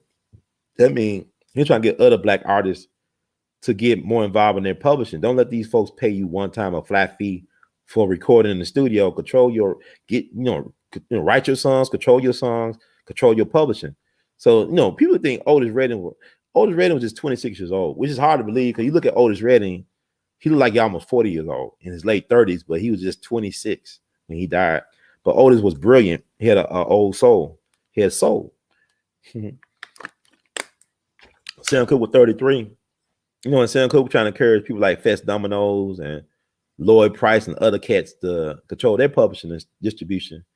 And he thought he controlled his destiny until he found out that his manager and partner, Alan Klein, double crossed Sam Cooke. And before he could correct it, they killed him in Watts in LA. Alan Klein also messed over the Beatles and the Rolling Stones. There's a reason why the Rolling Stones don't like to play their early hits, because the Alan Klein company, APCO, they get most of the money. So Alan Klein is also the reason why the Beatles broke up. And to this day, they control Sam Cooke's catalog, because even that movie One Night in Miami, they had to get, they one of the producers on it, APCO, Alan Klein's company. Alan Klein died of Alzheimer's, I believe, complications back in 2009. Jewish guy, Jewish accountant from New Jersey. Really, Alan Klein was like part of the Jewish mafia, allegedly. The mafia does run the industry. Y'all do realize that, You remember the Bronfman family? They used to control Universal Vivendi. The Bronfman family created Seagrams, and they used to bootleg with Al Capone and Joe Kennedy and all them. Bronfmans, Seagrams, Canadian Jews, they used to be partners with Joe Kennedy and Al Capone, had their stuff distributed through America and doing prohibition. But they used to control Universal Vivendi. But Alan Klein, I mean, he was eating off the Beatles and the Rolling Stones, but he ate off Sam Cooke first. So this stuff's so deep, man. But they killed Sam. But if he died today under the same circumstances, because the coroner inquest said it was justifiable homicide, they would put Sam as a Me Too president along with Sam Cooke and Bill Cosby. They always gotta make the black man the boogeyman. Everybody knows Sam Cooke was murdered. They should know. But it's worth looking at. But economic hits. Young Dolph, they said some guy got on live, alleged artist at Paper Route Empire, Young Dolph's record label. He said that Young Dolph worth like $100 million, that he'll try and get a partnership deal with the record label that distributed his music, Empire Records, a guy named Ghazi. I guess he's a Middle Eastern guy, Ghazi. I don't know what the hell, And allegedly, Young Dolph told him if something happened to him, put this out and let him know like what was going on behind the scenes and all that stuff. Did Young Dolph have enough power, juice to do that? He probably did. Because like according to the guy, he said Young Dolph was very scared at how much he was able to make so much money in a short little period of time. And he was printing his own money basically, because like he turned down a $22 million deal allegedly, walked away from it. It's like people thought he was crazy, but he probably made all that money back in a short time and then some. So why would he cap himself? It's like you look at the NBA, it's really sad. Like I look at LeBron James. LeBron James, they are limited in how much money they can make in the league. They're making the league. These players are making the league billions and billions and billions of dollars, but they are capped. Why are you capping LeBron James? If he making you this much money, he should get more share of the profits. Because it's funny. Last year, we had a pandemic. They had it was last year. It's like it's like we had so much had happened in a short period of time. It's like it's been years instead of months. But when the Lakers won the bubble games, like they had the bubble NBA playoffs down in Disney World, whatever. I was reading the article. People saying, well, all these leagues are losing money. But Steve Ballmer, the owner of the Clippers, Bill Gates' business partner and buddy, he made billions and billions of dollars last year during the so-called pandemic. He didn't lose money, he made money. Like people said, this is like some of the largest transfer of wealth in the history of the world happened last year. Rich man games, rich man trick. Scheming. Making pain off of other people's profit. Come on, man. But LeBron and them can't make only so much money, but y'all making billions and billions of dollars, even when the league is shut down. People say, well, why would they want them dead? You make more money dead than artists make more money dead than alive. You gotta think about it. It's easier to control a dead person than it is to deal with a live person.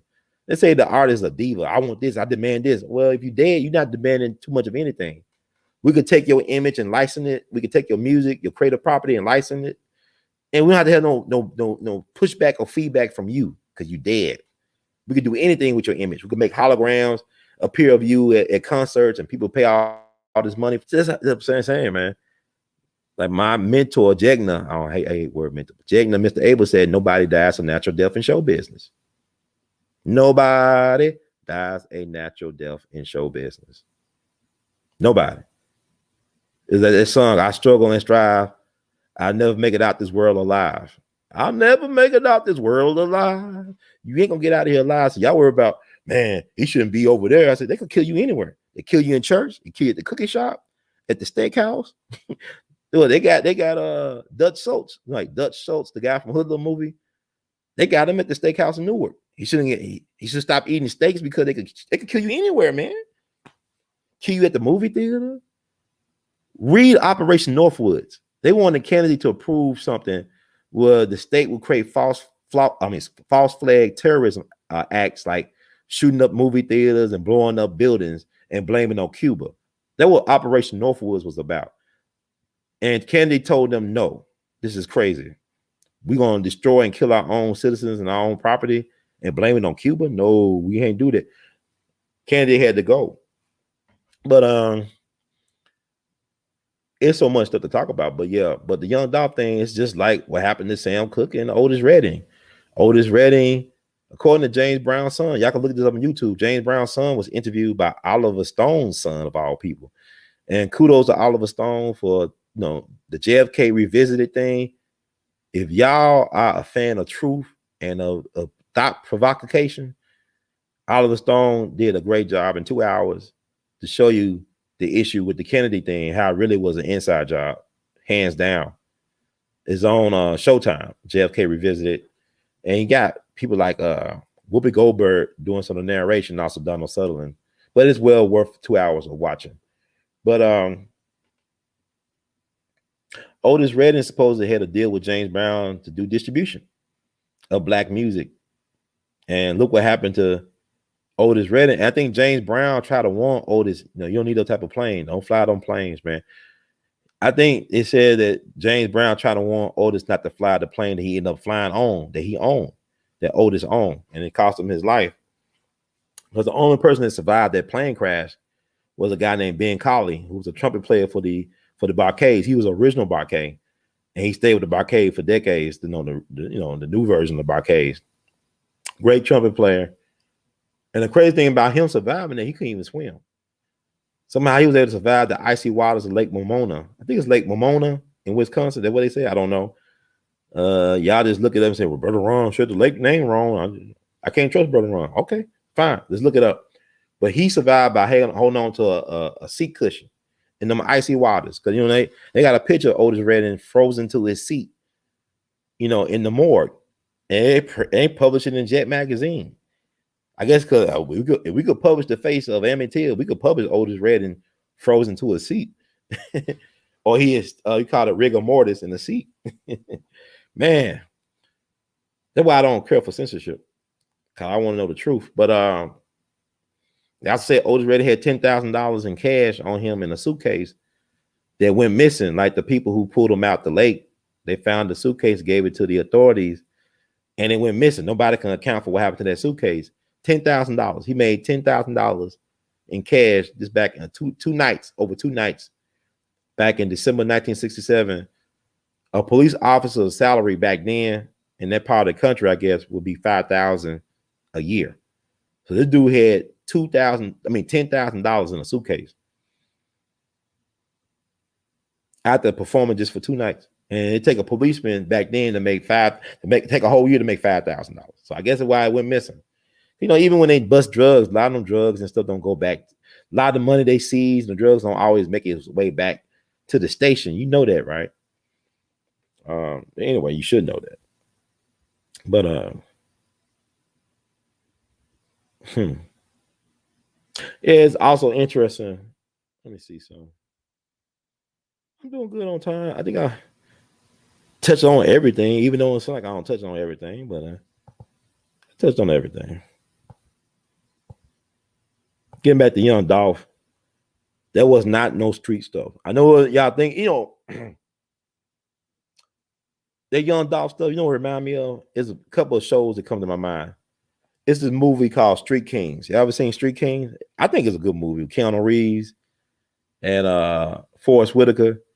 That's a movie I should look at. And like it talks about police corruption in LA, you know, and all this stuff. And it's the scene where Terry Crews in a grocery store, in a corner grocery store, the gas station store, or something like that. You know, in one of them hood stores, convenience stores, and they lit his ass up. You know, it was a hit squad. And we found out they were police officers going around killing folks. But like it was a hit squad that came in because he was like a whistleblower cop. You know, he was just minding his business. They came in there and lit his ass up like a Christmas tree. That will remind me what happened to the young Dolph in the cookie shop. It was a hit, professional hit. Because we really don't know how many gunmen were at the scene. Because I remember, you know, yeah, if you want to keep it with the young Dolph stuff, a good place to go, and really the best place to go, is you got to follow the Cussing Pastor, Thaddeus Matthews, on YouTube. He has some of the best information on young Dolph and what's going on with the case, and also because he got police connections. And he's a great investigative journalist. I know people will go there for, oh man, he cursing people out. He's a pastor cussing folks out. But get beyond that BS, right? Get beyond that. Look at the stuff that he's putting out. He's been on it. Like he was the one that really broke the story about young Dolph having his funeral, a private funeral at First Baptist on Broad Street. Everybody else was saying Chicago, this Chicago. I said, what they getting this information about Chicago and Chicago that? Young Dolph is Memphis, man. Chicago, he was born in Chicago, but he was made in Memphis. He Memphis, he belonged to us. But he one that broke that on that. He the one told about a lot of things, putting out suspects and all that stuff. Because what the news is doing, like Channel 3, for example, they putting out information, but they're not making connections. I think they were told by the investigators and police, y'all can put certain things out, but don't make these connections right now because we're still working on the case. We don't want to expose what we got. But that is got connections to the police department, put out some good information. And I respect Thaddeus a lot. I actually gave him a We All Be Lifetime Achievement Award back in 2015. And on my YouTube channel, we interviewed Thaddeus Matthews, went to his offices and interviewed him. He's an interesting guy. He's not a stupid guy. He knows his audience well. That's why he acts the way he acts. He got a great mouthpiece. I mean, he's a pastor. He just know the game, man. But get beyond all the foolery and all that stuff and look at the meat of what he's saying. Put out a lot of good information about the case. But like, okay, let me see something. I'm talking loud. People talk so loud. I put something in your mouth, but I want to put something in your head instead of putting something in your mouth. So that's why I talk loud. Yeah, I just want to show this picture. I think it's interesting. Kyle trying to make the connection. Why is Monica coming to young Dolph funeral? Cause I don't know any songs they did together, but you know, Monica is connected to C Murder. I had no idea. I knew that young Dolph was connected, or that he was inspired by No Limit music from back in the day, in particular C Murder. I had no idea they had a relationship, like, you know, actual relationship in terms where young Dolph was sending this man money and taking care of his kids, which is interesting. And I just want to find the Instagram post I saw that my sister Mo Cindy sent to me about their relationship. This is crazy, man. You just never know. Just never know. If I can find that post, but Monica, she was my favorite. I think she's so underrated, man. Monica is an amazing singer. But it's funny how things work, man. How certain people get pushed over others. You know, it's interesting. Let's see if I find this. Okay, I'm gonna read what C Murder said. This has been attributed to C Murder. I guess his Instagram account or something. Lisa Jackson, publicist for Corey Miller, C Murder, releases a statement for Corey Miller about the passing of young Dolph.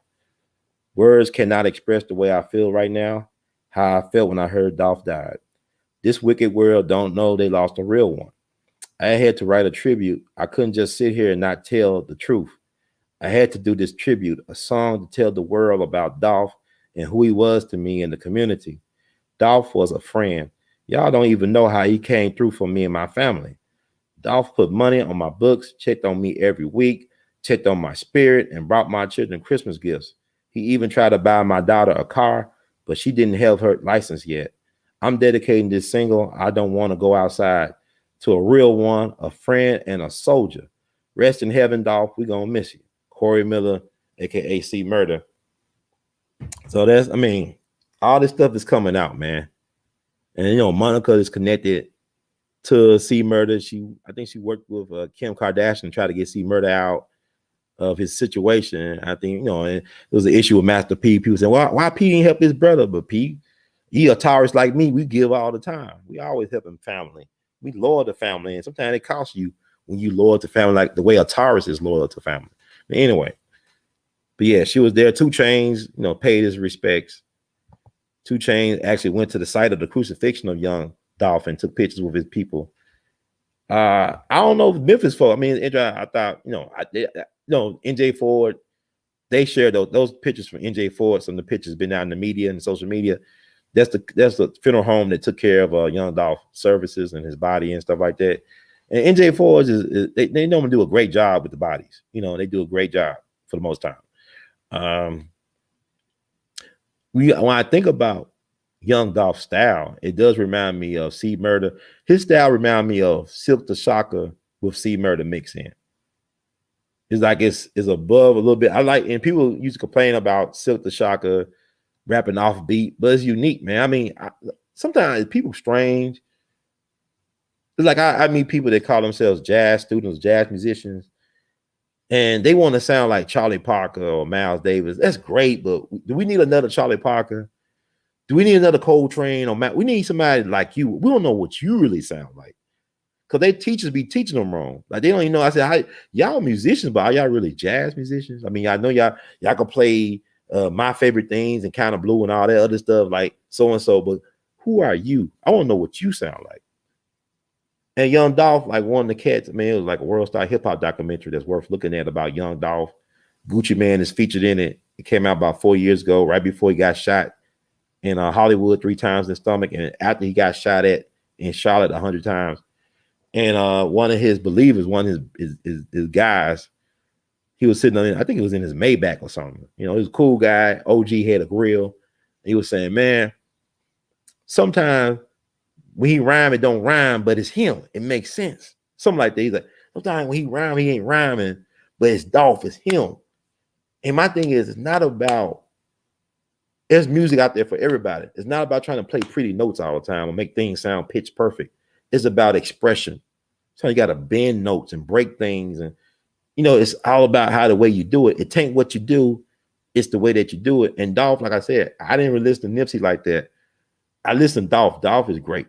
And then you look at his production, the people behind him, the beat selection, and what he do. I even got a greater appreciation for Key Glock now. I really was a Key Glock fan like that, but Key Glock, he got his thing. I like it. It kind of reminded me of a mix between Michael Jordan and Scottie Pippen. He said Young Dolph was Phil Jackson, but to me, he's like a Scottie Pippen guy. Like he's like got a lot of versatility in his flow. But anyway, I ain't no run listening to this stuff. I listen to it. But Young Dolph was an interesting guy, and it's unfortunate, man. I just hope that they solve this crime. This robbed the people of Memphis of something really special. And like I said, it's not always the streets y'all want. It's not low level like that. Also, yeah, I talk about the Street King scene where Terry Crews was lit up. It's another thing that reminded me of what happened to Young Dolph is that scene in The Sopranos, the last season. I love The Sopranos. And like when Bobby, you know, the bodyguard for Junior's bodyguard, Bobby, the big guy. I think his name is Bobby, right? He was he loved train, like toy train. He had a huge toy train collection. And he was at the toy train store. And Tony and them said, man, look, we at war with the New York family. Y'all lay low. Don't be caught lacking. He ain't say it like that, but he was saying, man, look, watch your 6. Don't be out there just casual. We at war with New York. You know, so Bobby went to the toy train store. You know, then them cats came and lit his ass up. He got killed over toy trains. So did Young Dolph actually just get killed over cookies? 2 lemon and 2 strawberry butter cookies? Or is it deeper than that? Because Bobby just didn't get killed over no toy trains. He was just happened to be in a toy train store. He was a creature of habit like everybody else. Young Dolph had a schedule, routine. We all got schedules and routines.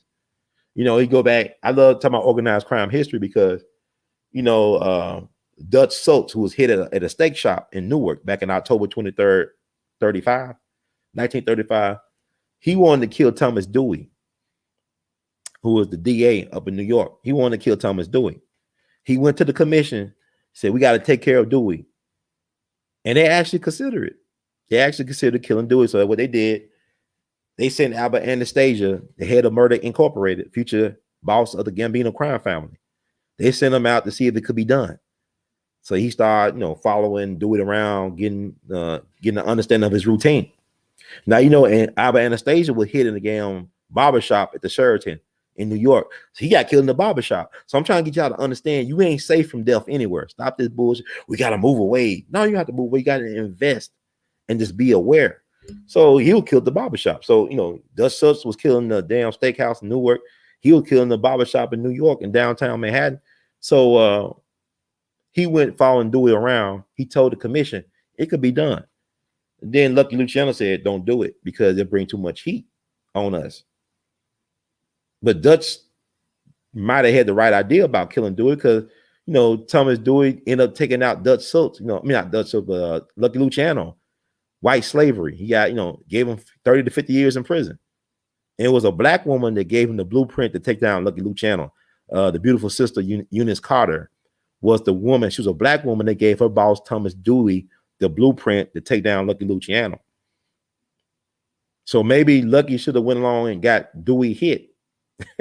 Dutch tried to warn him, you get this guy's going to be trouble for us in the years to come.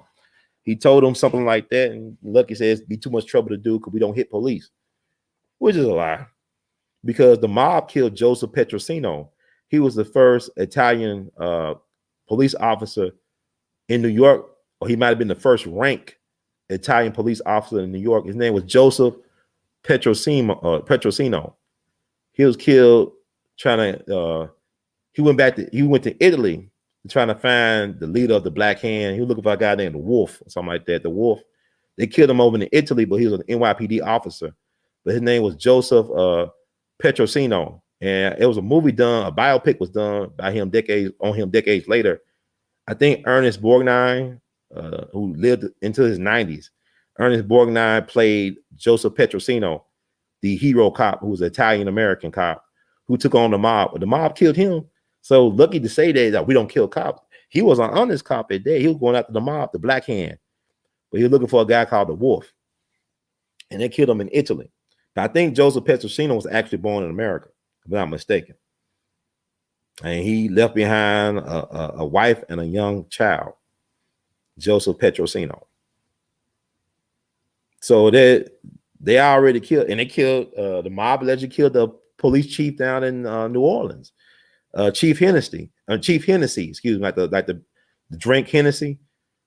He said his last words, accordingly to them, was that Dago shot me. That's a slang for Italian, derogatory term for Italian. Dago shot me. So one of the largest lynchings in American history were Italian merchants down in New Orleans. Back in the 1890s, HBO did a movie about it. But one of the largest lynchings in American history was Italian merchants. Now, New Orleans, New Orleans is also the home of the oldest mafia family. The oldest mafia family in America is in New Orleans. I'm talking about Italians. So people assume it was New York, but now it's New Orleans. But anyway, I'm going off tangents, but yeah. So young Dolph, like everybody, was a creature of habit. But now I noticed with the Makita's cookies, with the internet is undefeated. Like really, the sleuths, you Sherlock Holmes is on the internet streets. Y'all doing y'all interesting job. I see the donations are slowing down for Makita's cookies. They had a goal of 150,000. It's like they was well on their way to 150,000 in donations on their GoFundMe. But since all these allegations and stuff been leaking out, things have been slowing down, which is interesting. Things have been slowing down for Makita's cookies, and they could barely. I only think they got 90,000 at this point. So I mean, it shows you the power of social media. That's why it's important that we don't let them censor censor social media out of its effectiveness of illuminating things for the people. So I think it's very important. I mean, it's just everything's allegedly with me, but there's been a lot of folks been dropping dead in Memphis. It may or may not be connected to the Young Dolph thing, but it's interesting. It is very interesting to ponder. Let me see. Stop screen. Let me see what else. Oh yeah, the comedian who got killed. I want to talk about that a little bit. I might drop back to the Malika Shabazz thing. There's so much stuff to talk about.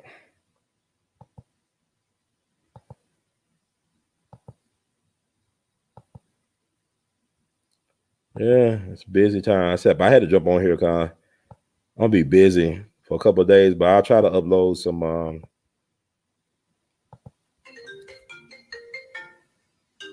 don't need no folks calling me right now. I'm doing a live show. People didn't call me late. Not even looking at the chat room right now. Y'all enjoy yourself in the chat. I'll look at it later. If you have been donating through the chats, we love you madly. I can't see a lot of things. I'm back here. So everything ain't showing up for me in y'all chat. So I apologize. I don't recognize if you donate. I'm not going to talk to them about it on the phone right now. Let me see. It's like time going slow, though, which is interesting. Yeah, this cat D Money right here. And that's Young Dolph, but D Money's in the blue. Young Dolph is in the red. To read something what I found out and then give a quick commentary on what I think about the situation. Quick commentary, but I'm gonna read a little bit. Let me see.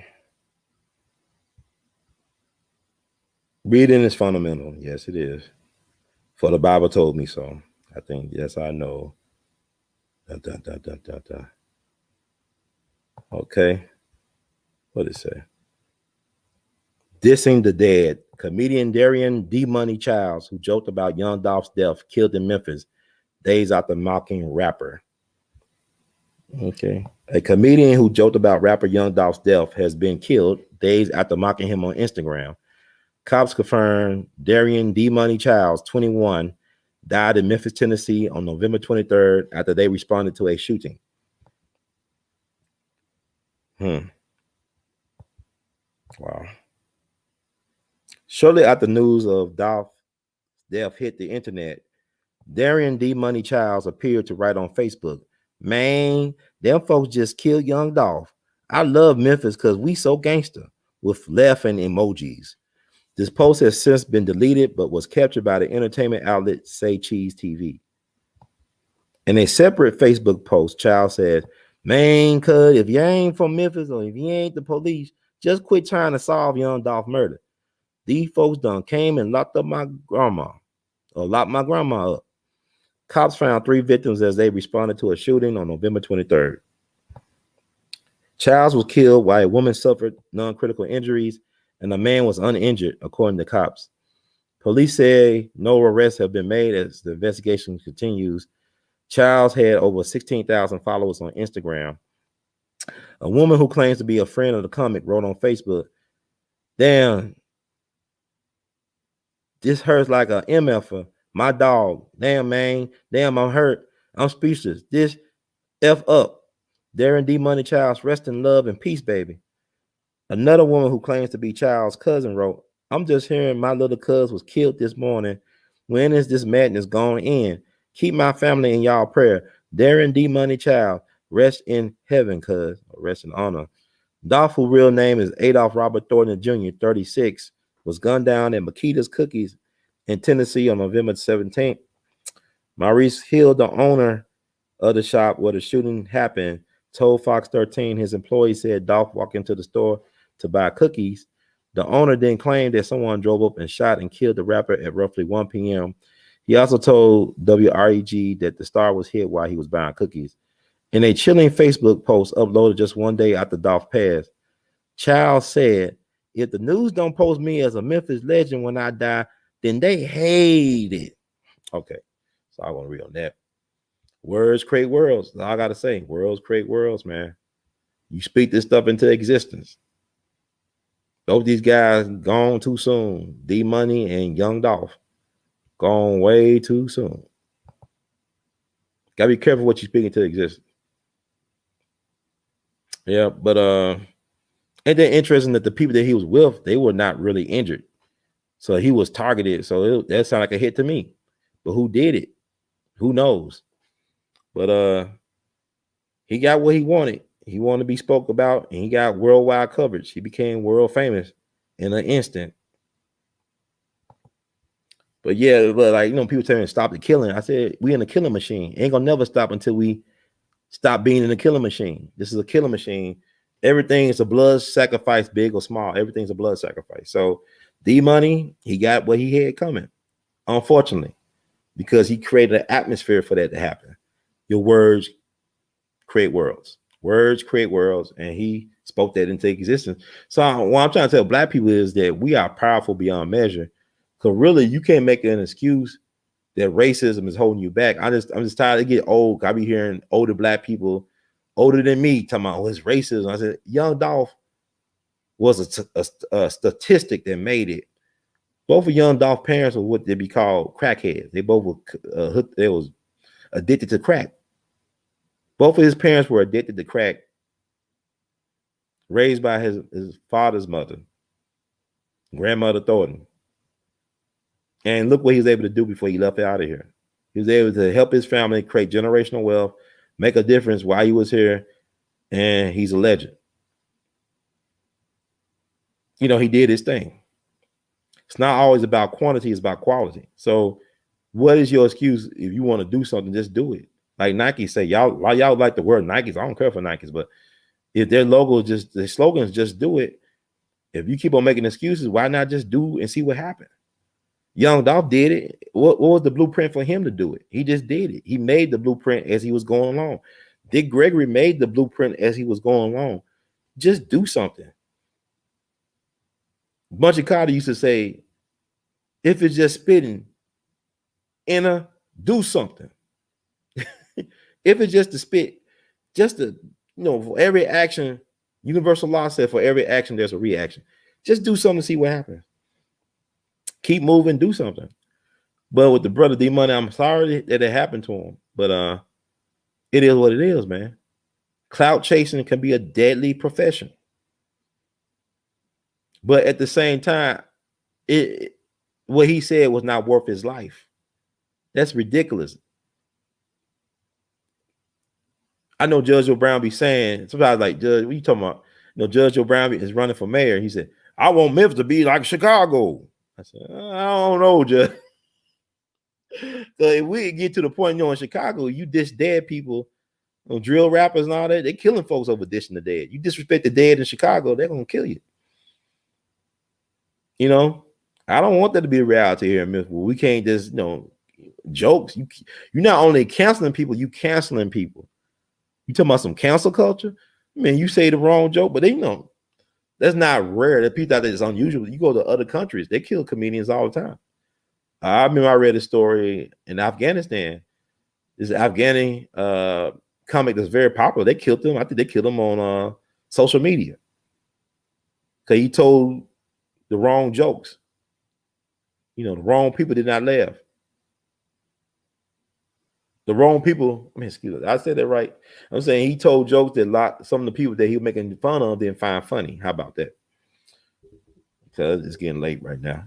But yeah. I don't know, but there's a lot of people dropping dead. Like it was a brother that got killed at the Old Mall. It was crazy because he got shot while he was holding his 9-month-old son. He was just 21 years young. He was just 21, holding his 9-month-old son. He was shot at Old Mall on Poplar. And that's crazy. But here's the thing. Some people have been making the connection that maybe he's related to the Hill family that owns Makita's Cookies. That he's an alleged relative of the same family that own Makita's. Like that's the Hills, Maurice Hill and his wife, Mrs. Hill. I don't know if that's true or not, but it's interesting to think about because Evidently, this is one to kill this guy. They didn't want to rob him. They just shot him several times. And his baby is fighting for his life. Hopefully, he'll make it through. But what I'm saying, I think it's interesting. There's a lot of things happening in Memphis that the local media is not really making connections. But if you go online, like Thaddeus Matthews and some of these other people out here, they're kind of connecting the dots. They doing like background checks on the hills and stuff. I mean, trust me, you do background check on me. It is what it is. Credit screwed up and all that stuff. But yeah, I'm not ashamed of none of my stuff. It's a life. America is in debt. Donald Trump didn't believe in paying his workers or contract workers.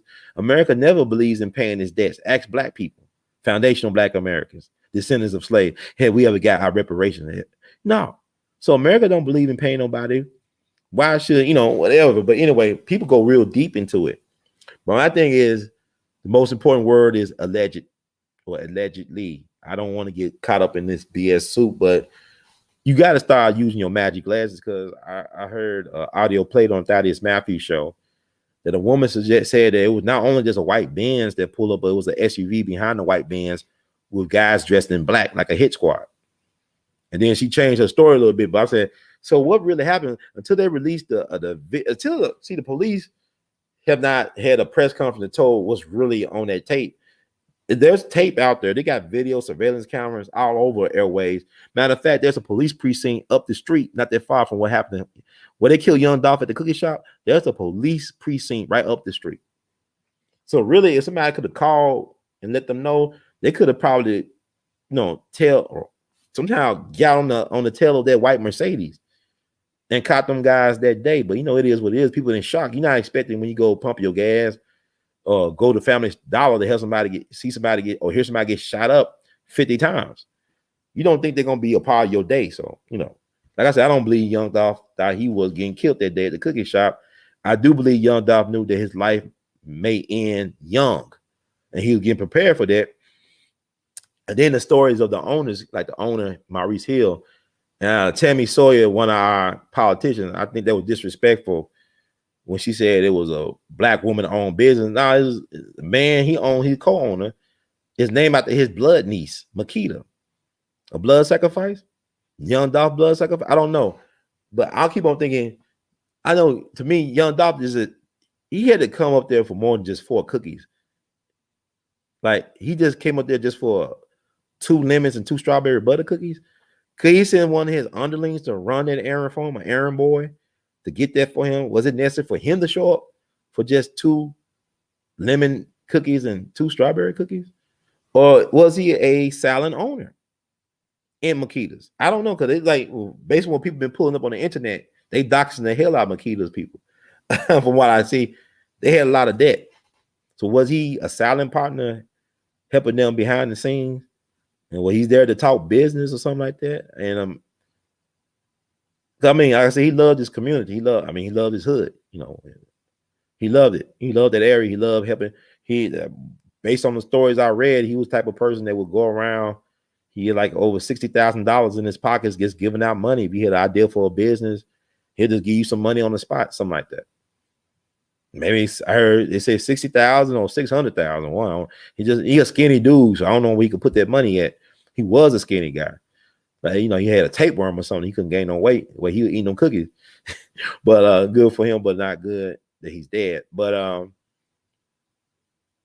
don't know, man. It'd be interesting to find out if he was a silent partner. Some of that stuff would make more sense if he was just coming up there like that. It's a lot. My thing is so much mess. It's like, I understand when he like to be by himself, because majority of the time I'm by myself. I don't like to be around a lot of people all the time. I don't mind being around a lot of people. A lot of times people, there's too much confusion.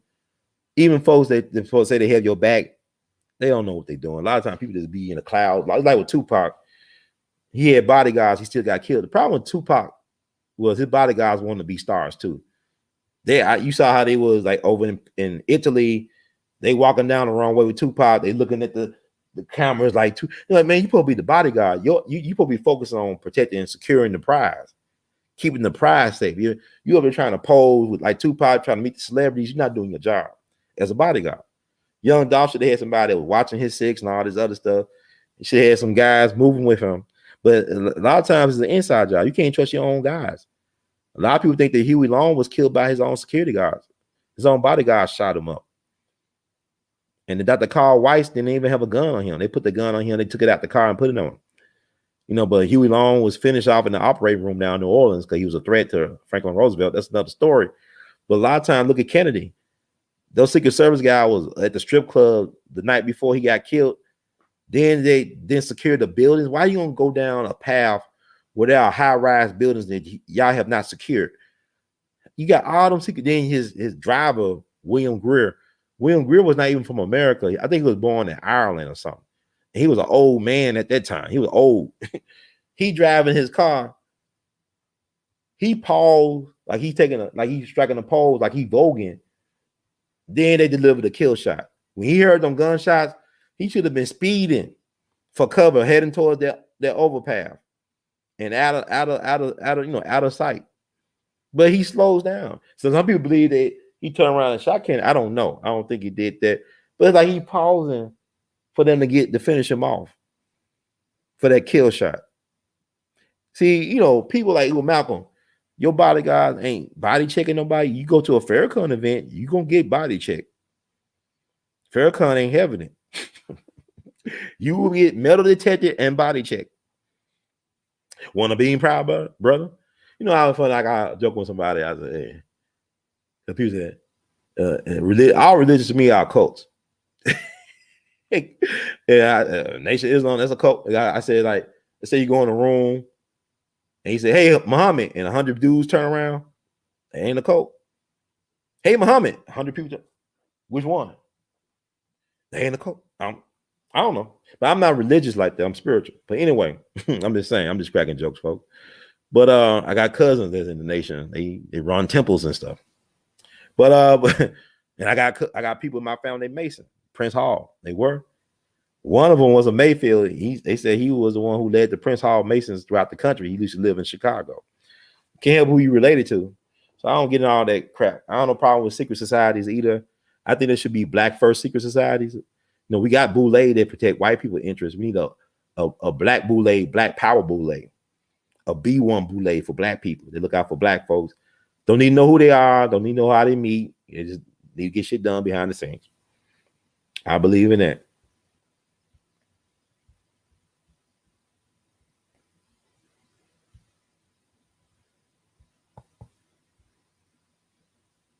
I don't know.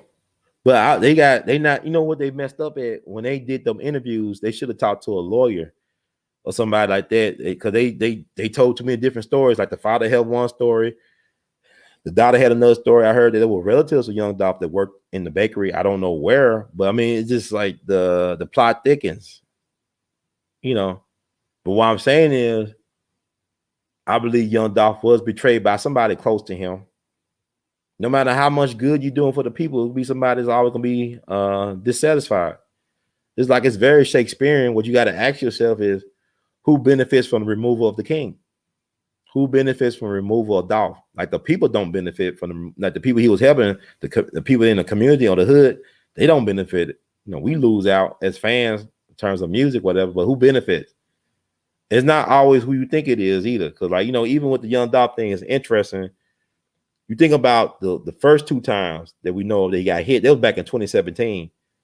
The year before his debut, his official album, because he did mixtapes for years. He did a lot of mixtapes, a lot of classic stuff, like Preach and all that stuff came out before his official album, King of Memphis. That came out in 2016. Then 2017, that's when he got the shootout, or he got his SUV shot up 100 times in Charlotte. That happened in February 2017. Then in September of that year, you hear him get shot 3 times in Hollywood, point blank. And luckily he survived. He ran and got into a building for cover. He's able to, I understand, get out the hospital 2 weeks after getting shot 3 times in the stomach. You can see after 2017 that scar running down his stomach when they did surgery. So that was 4 years ago, but they were saying that the van that shot up his SUV was registered to a black youngster who's a protege of Yo Gotti. You know, and then people know about the beef between Yo Gotti and Dolph. He talks about it in his song. Like he said, he had a song called I See Money on his Rich Slave album that came out last year. I see money. We talks about it in the opening lines, like hit him up almost. This big head dude, he mad at me because I screwed his baby mama. It was a misunderstanding, something like that. Y'all can look that up. He got some good stuff. But I don't know. There's the question to know. Hopefully, like I said, like Dick Gregory say, pray for the truth to come out at noon. You know, it's deeper than people think, you know, because like we know who the shooters might be, right? You know, the internet is undefeated, but who were or are the shot callers behind this? Who called the shots? Who called this play? Because really, that's a dead man's play. Like I said, Dolph was a boss. And to hit a boss like that, you got to have a commission that okayed that. If you do that in another way, to me, I wouldn't even take no hit like that unless I was down from cancer or something like that. Like I had some like incurable disease, I got a death wish. Ain't no way you could send me out there in broad daylight to hit somebody like him. That was no neighborhood stuff.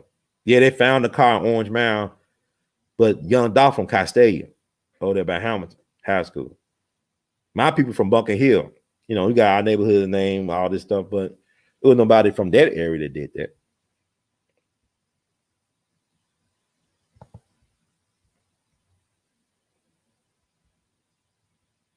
Yeah, I actually interviewed him. I got to get him back on the show. I'm glad you brought him up. He's a good brother, good white brother from Baltimore, but he does great work. And you look at some of his documentaries online. People got to understand that the government is invested in controlling entertainers and entertainment. Like what Malcolm X said in that Berkeley interview back in 1963, these people are court jesters. They're not there for be revolutionaries. And even Baba Dick Gregory said entertainers are not going to change the world. It's the people that change the world, not entertainers. We're just there to distract and deflect. But John Potash, he does a great job. Read his books and look at his documentaries.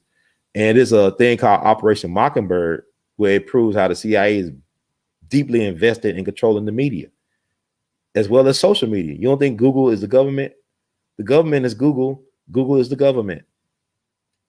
You know, 60 Minutes, their top consultants are CIA connected people. I remember just several years ago, it was this 60 Minutes journalist who died in this weird car accident. He was working on a big story at the time. I don't think it ever went to air, but I guess it could have been a hit. It could have been a CIA hit. Just like the journalist who got killed in Los Angeles. You know, he wrecked this Mercedes allegedly high speed. You know what I'm talking about? That exposed that General McChrystal over in Afghanistan.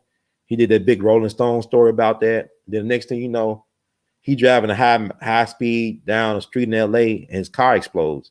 Now, Dick Gregory said that was actually a drone that killed him. This is back in 2013, right?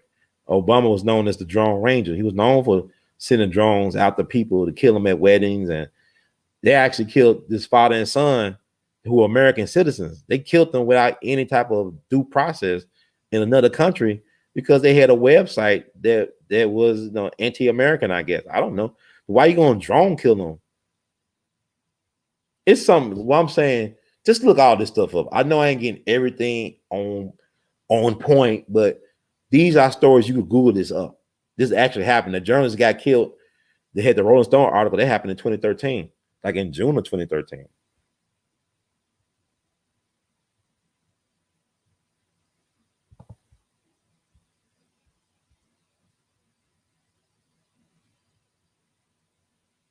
It's always an inside job, man. Like I said, the Secret Service, they allowed Kennedy to get killed like that. They controlled his itinerary. They controlled the route that he went down. Why would the Secret Service allow Kennedy to go down a street with high rises that have not been secured by the Secret Service or law enforcement? That's weird. They got open windows, nothing been secured.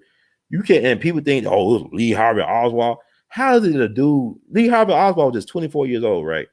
How is it this dude was able to defect to Russia and come back with no problem with a Russian wife? This is at the height of the Cold War. This is right before the Cuban Missile Crisis. This dude was able to leave America, denounce his citizenship, and go to Russia and come back with a Russian bride with no problem, with no suspicion, because he was military intelligence. And also Oswald was an asset to the CIA and the FBI, and he was a patsy. He did not fire a gun that day. He was not on the 6th floor when they say he was on the 6th floor, because he had witnesses at the book depository that worked there. They did not see Lee Harvey Oswald coming down those steps like he's supposed to if he had shot the president from behind. He did not fire a weapon that day. They went to the funeral home and they fingerprinted him. They put his fingerprints on the weapon. They put his hand, he put a dead man's hand allegedly on the so-called assassin, a weapon. That's how they got their fingerprint. If anything, they did a paraffin test. What paraffin? I think they call it test where they test for gun residue. Didn't have none of that on his hand. But yet, this is not common knowledge, even though you can go on the internet and find this stuff. But y'all still believe CNN and ABC and all these people. Dan Rather lied about how the president got shot. Dan Rather career took off after the Kennedy assassination. Dan Rather said the president got. Then the Zapruder film showed that what he said was a lie. Even at Parkland Hospital, the spokesman for the Kennedy, President Kennedy said that the gunshot came from the front. The one that killed him came from the front. They would not even allow the doctors at Parkland to do the autopsy. It's Texas law to say the autopsy, people killed inside or died within the state's confines, the autopsies must be done in Texas. The Secret Service that's guerrilla pimp the doctors in Parkland. They just say, you big out the way, we're gonna guerrilla pimp. We taking this body, this carcass back to DC. Y'all won't be able to do an autopsy. See, if they had done the autopsy at Parkland, there would not be a lot of confusion about how he actually died and how many bullets were actually hit or sent at the president. Because what they took in the Bethesda Naval Hospital, now that's known as a Walter Reed complex. That's where they send you to kill you. You know, they did Kennedy's weird autopsy at Naval Bethesda Hospital, right? They also killed the first Secretary of Defense there, James Forrestal. He was the first Secretary of Defense. They threw him out the window on the 16th floor. They threw him out the window. It was a suicide. He had these drugs to make him hallucinate. Now they threw him out the 16th window. I think it was the 16th window. But they threw him out the building and they said it was suicide. That's the first Secretary of Defense who was not with the Zionist programming. You know, like it was Truman that recognized Israel as a state. And Forrestal, I think his name James Forrestal, did not want to go along with that. And also it's a UFO connection. There's also a Kennedy connection. Him and Kennedy, he was close to the Kennedy family, James Forrestal, I believe. Him and John F. Kennedy shared a plane ride to Europe or something like that. And Kennedy was able to look at the destruction that was caused by World War II. So also at Naval Bethesda, Senator Joseph McCarthy, he died at Naval Bethesda Hospital. He allegedly had like a knee issue, a joint issue. Next thing you know, he was dead. He was going in for a checkup for something. Then next thing you know, he's dead. And Joseph McCarthy, people think he was a bad guy. But there were communists in the government. He was right about there being communism in the government. There were communists. Over time, what he was doing was proven to be correct. But now how history remember him is that he was an evil guy. Now, he wasn't an evil guy. He actually was a patriot in a lot of ways because he was exposing the communists in the government. And he also was a close friend of the Kennedy family. You know, Joe Kennedy, the patriarch, he loved him some Joseph McCarthy. He was a senator from Wisconsin. And he dated several Kennedy daughters. That's how much they loved him. He dated several Kennedy daughters. He also was the godfather to Robert F. Kennedy's first child, Kathleen Kennedy Townsend, who was a former lieutenant governor of Maryland, whose daughter and grandson was killed tragically in a drowning last year. They were killed in a drowning last year, her daughter and her grandson. But she was the goddaughter of Joseph McCarthy. Robert Kennedy got his first job in D.C. working for the legal counsel of Senator Joseph McCarthy. So y'all can look all this up. Take a look. It's all online. But I'm saying this stuff is deep. That's why Trump got himself out of Naval Bethesda Hospital, because he knew that's where they killed prominent people. Frantz Fanon, Wicked of the Earth. There's a Wicked of the Earth. Frantz Fanon. He died at Naval Bethesda Hospital. Yeah, Frantz Fanon died at Naval Bethesda. I think back in '61, I believe. They say he had leukemia. Reagan, when he got shot, they were trying to take him to Naval Bethesda, but somebody had a quick mind, say, hey, why are we going to take him to Naval Bethesda when George Washington University Hospital is right there? They're trying to take him to Naval Bethesda to finish him off. Donald Trump was at Naval Bethesda. He got his ass out there soon. Then he said, "Well, man, I gotta get the hell out of here. They trying to kill me. Let me ride around this golf cart and say, hey, everybody, I'm fine. What color tie he had on?" He said, "I'm out of here. I'm good." He didn't stay at Naval Bethesda that long. What I'm saying is this is a killing machine. You know, y'all talking about, well, Memphis bad? No, I ain't Memphis. It ain't Chicago. Ain't that. It's just the nature of the beast. You in the killing machine. It's a killing machine. It's a blood sacrifice machine.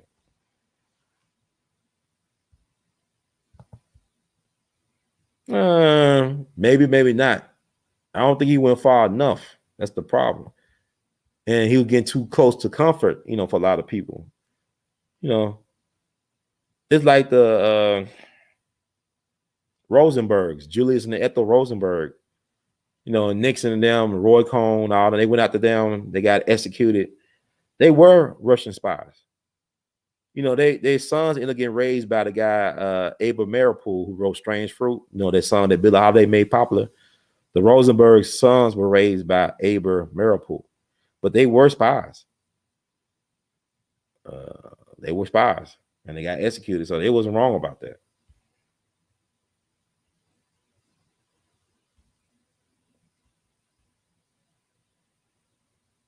Some of the reputation, I mean, I don't know, man. 50s are interesting to study, but let me see. Guess I could read. What else I could talk about? Oh, okay. Let me. Yeah, this is sad right here. Talk about this right quick. I think I'm covering everything I said I'm gonna cover in my title. That's what I'm working on, and I'm moving back and forth. But it is what it is. I want to talk about Clarence Avant and the loss of his wife, and what that's really about.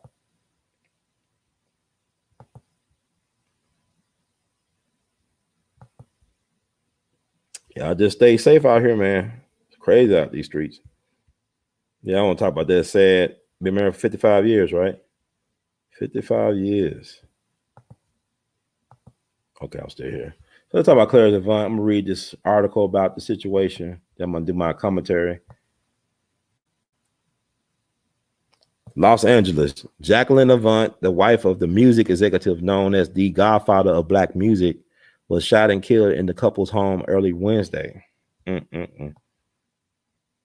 Beverly Hills police responded to calls about a shooting at the home of Jacqueline and Clarence Avant at 2:23 a.m. They said in a statement. Police said the victim was taken to a nearby hospital by paramedics but did not survive. A spokesperson for Netflix confirmed that Jacqueline Avant, 81, had been shot and killed. Netflix co-CEO Ted Sarandos is her son-in-law. It is unclear whether Clarence Avant was home. Really? Potential suspects were not at the scene when officers arrived, police said.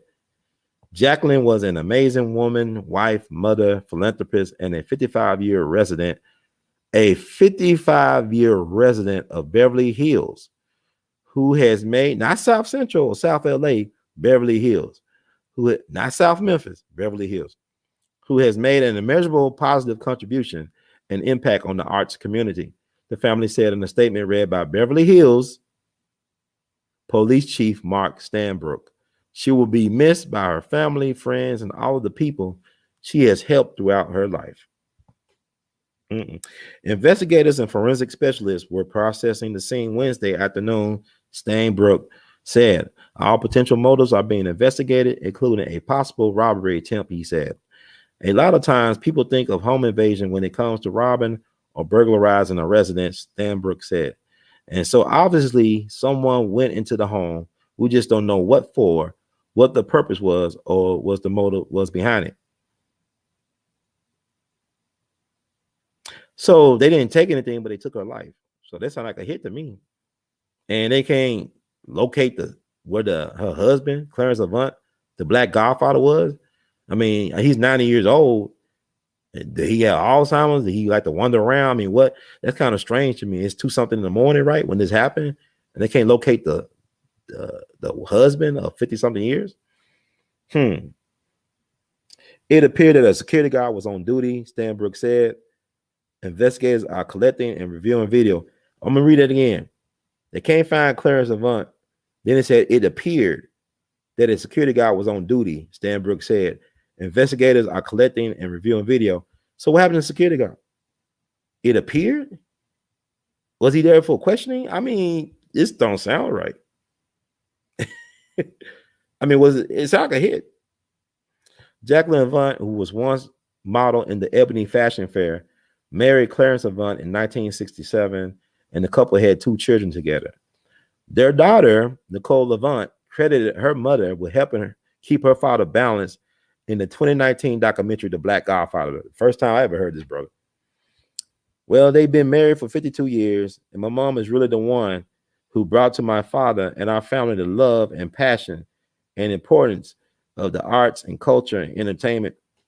She said in the film, while my father was in it, making all the deals, my mother was the one who gave me, for example, my love of literature, my love of filmmaking, my love of storytelling. She said her mother was the umbrella in her father's life.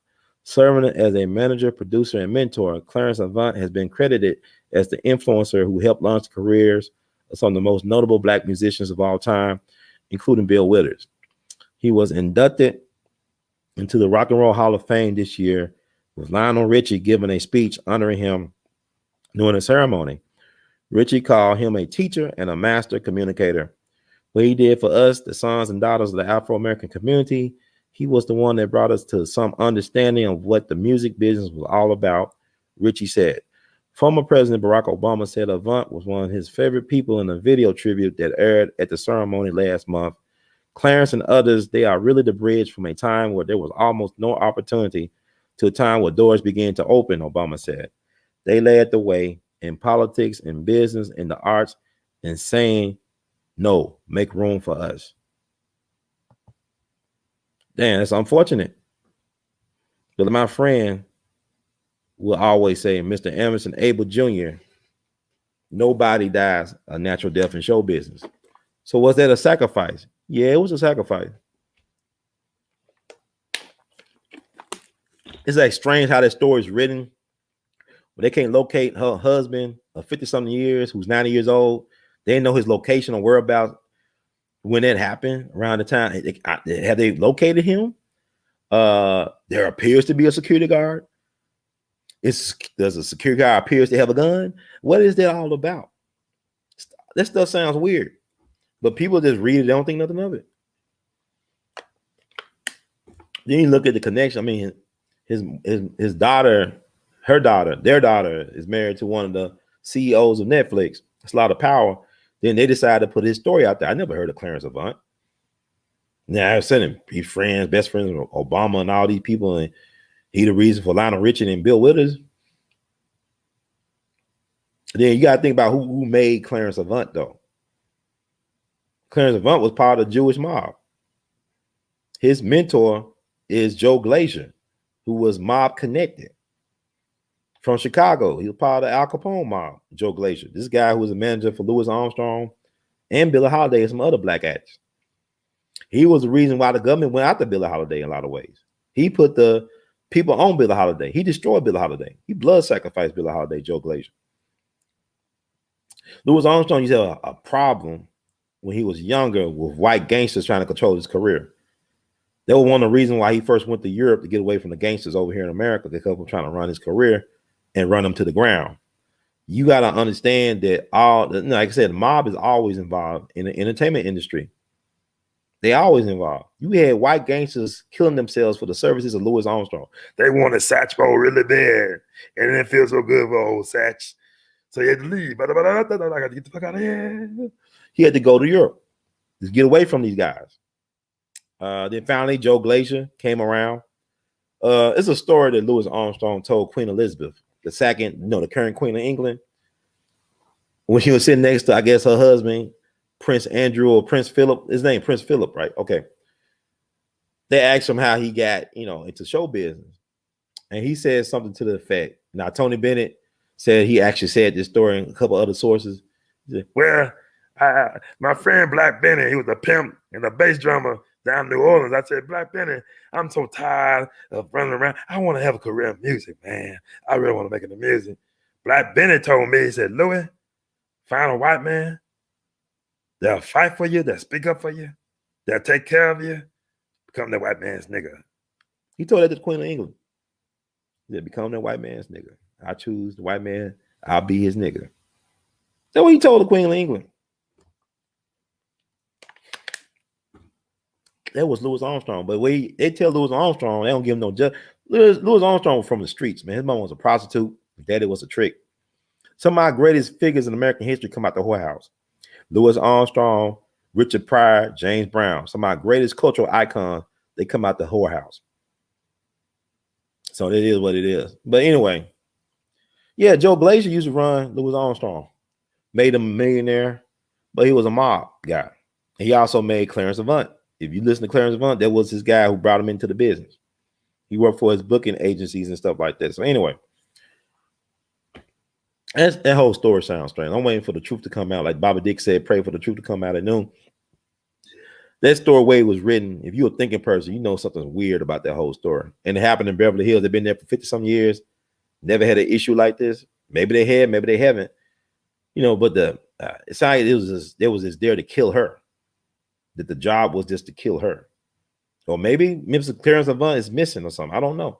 Because the story don't imply that he's missing. They just know that they can't find out where he was at around the time this happened. Then they say it appears to be a security guard. Is it or is it ain't? Is it or is it ain't a security guard? So this is what happens when you used to hang around Dick Gregory a lot. Stuff started thinking. I'm not interested. Nobody dies a natural death in show business.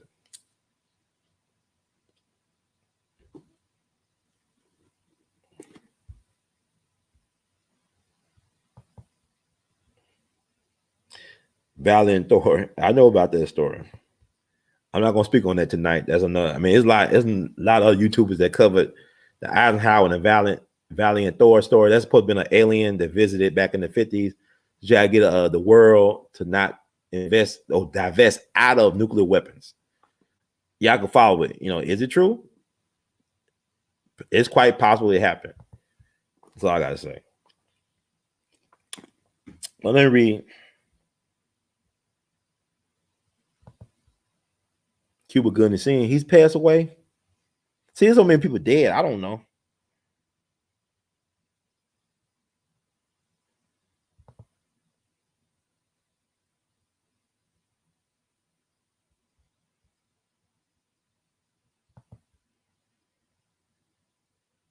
I don't know. That's interesting. Music is an interesting thing. See, you cast spells with music. You cast spells with words. And with Black people, we are special people. We're unique people. Black people have always been weaponized. As far as we've been in this killing machine, we have been weaponized, not for our own good, but against our will sometimes, but also to our detriment. You know, everybody makes a profit off of our pain and misery. And with the music, I can look like my cousin Curtis Mayfield. You know, he did a lot of message music, like he did a lot of civil rights anthem music, but also he did the album Superfly. He did the album Superfly. You look at even like some blues stuff, they get really nasty and filthy. Like Robert Johnson got a song that says, squeeze my lemon, let the juice run down my leg. Or I need a jelly roll man or some stuff. I need a handyman. You know, they use subliminals and metaphors. You know, it's just interesting music. But my thing is this, is that with like young Dolph on his last album, Talking to My Scales, he talking about making a deal with the devil and going to hell. There's always been a part of our music. There's devil imagery in gospel music. I mean, Lucifer was the master musician in heaven. You know, so devil gonna be, you got to deal with the devil. Like even that song, Umbrella song by Rihanna, that's about the devil. The devil is the umbrella man. So you dealing with that element in all the music. You know, my thing is, I keep on thinking about See Dolores Tucker.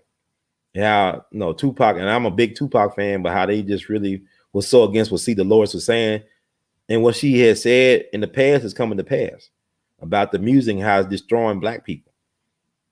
If you look at the drill music in Chicago, you look at even this trap music, even with Dolph, man, you know, like the stuff he was saying, you listen to something. He even spoke about dying. I pray for my enemies because they'll do me like Kennedy. He said it in one of his songs. I pray on the album Bulletproof. He didn't say it like that. I'm just saying, I'm paraphrasing when he said, I pray for my enemies. They're trying to get me like Kennedy or something like that. He talked about JFK, and you know, he died on November 17th. JFK died on November 22nd.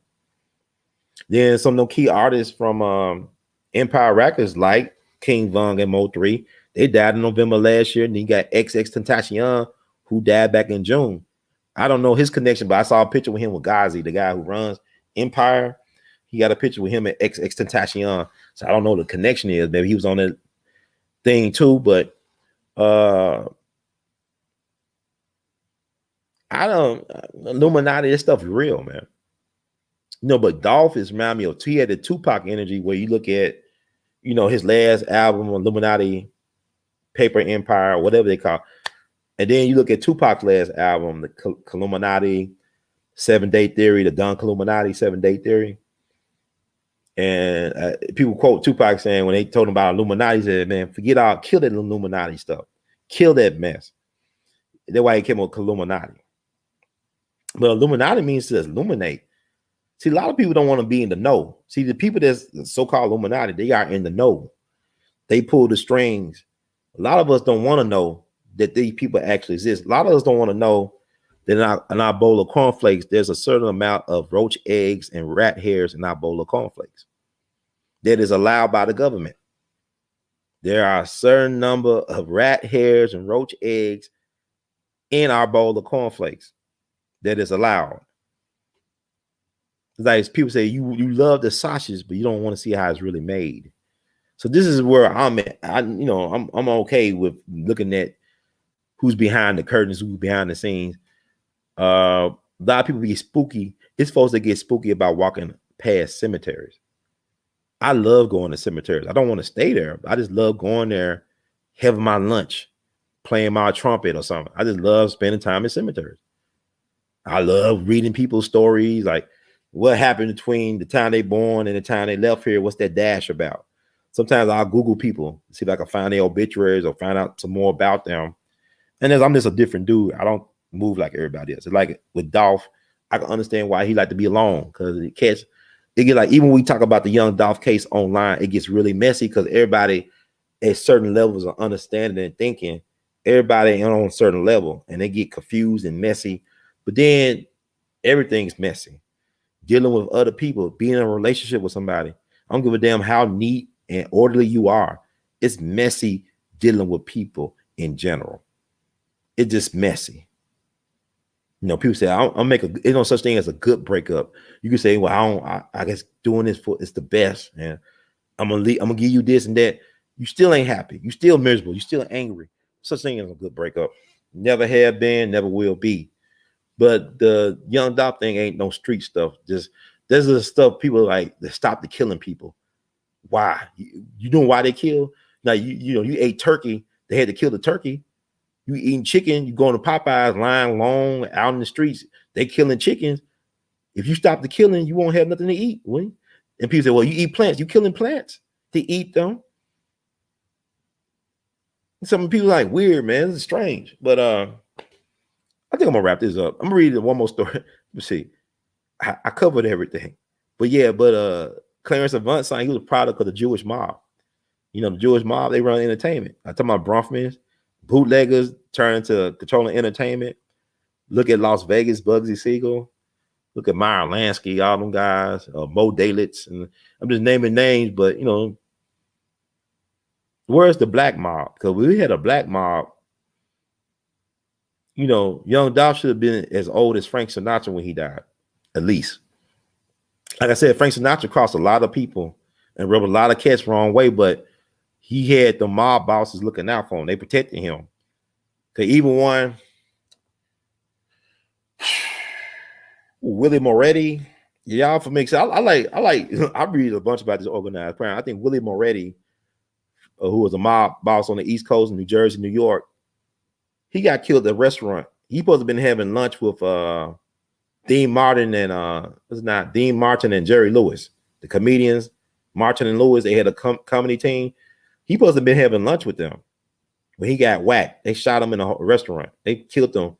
They got a famous picture of a guy, of a police detective, laughing at him while he's on the ground dead. That stuff is crazy. This police officer looking at the camera and laughing at this, laughing about Willie Moretti on the ground. Because what happened to Willie Moretti? He testified before one of these crime commissions, and the boys, as they called themselves, the boys thought he spoke too much. He was talking too much. A lot of people thought because he had he was in an advanced stage of syphilis, so it started messing with his brain. So he started just spilling the beans on stuff he should have been talking about. So they decided we're gonna put him out his misery. We're gonna light him up like a Christmas tree. So they got him at a restaurant, I believe it was in New Jersey, and he posted had lunch with Dean Martin and Jerry Lewis. And I believe either Dean Martin or Jerry Lewis, they forgot about the lunch. Then they read about what happened in the newspaper. And they were glad they forgot about that lunch they supposed to have with Willie Moretti.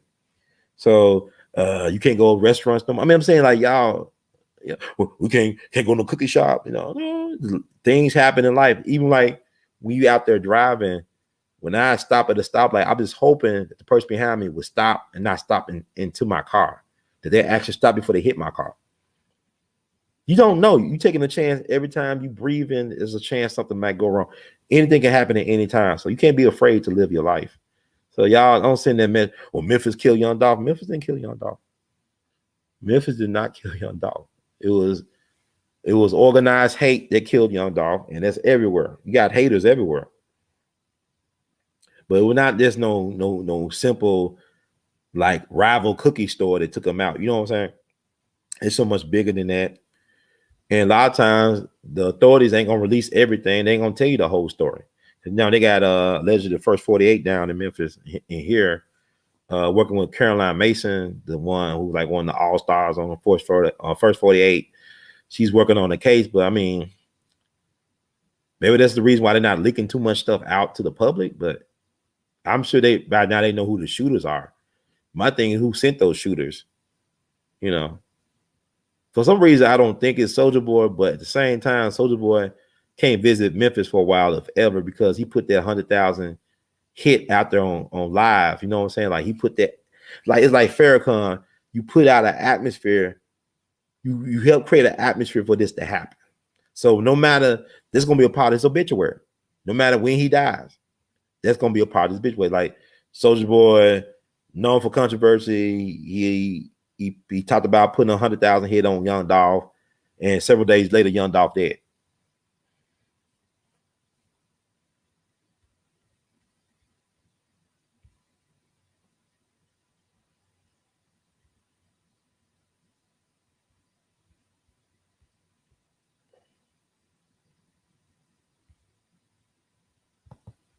Plants are still alive when you cook them or eat them. I'll let y'all look that up. Thank you, brother Ari, for turning in. Love you, man.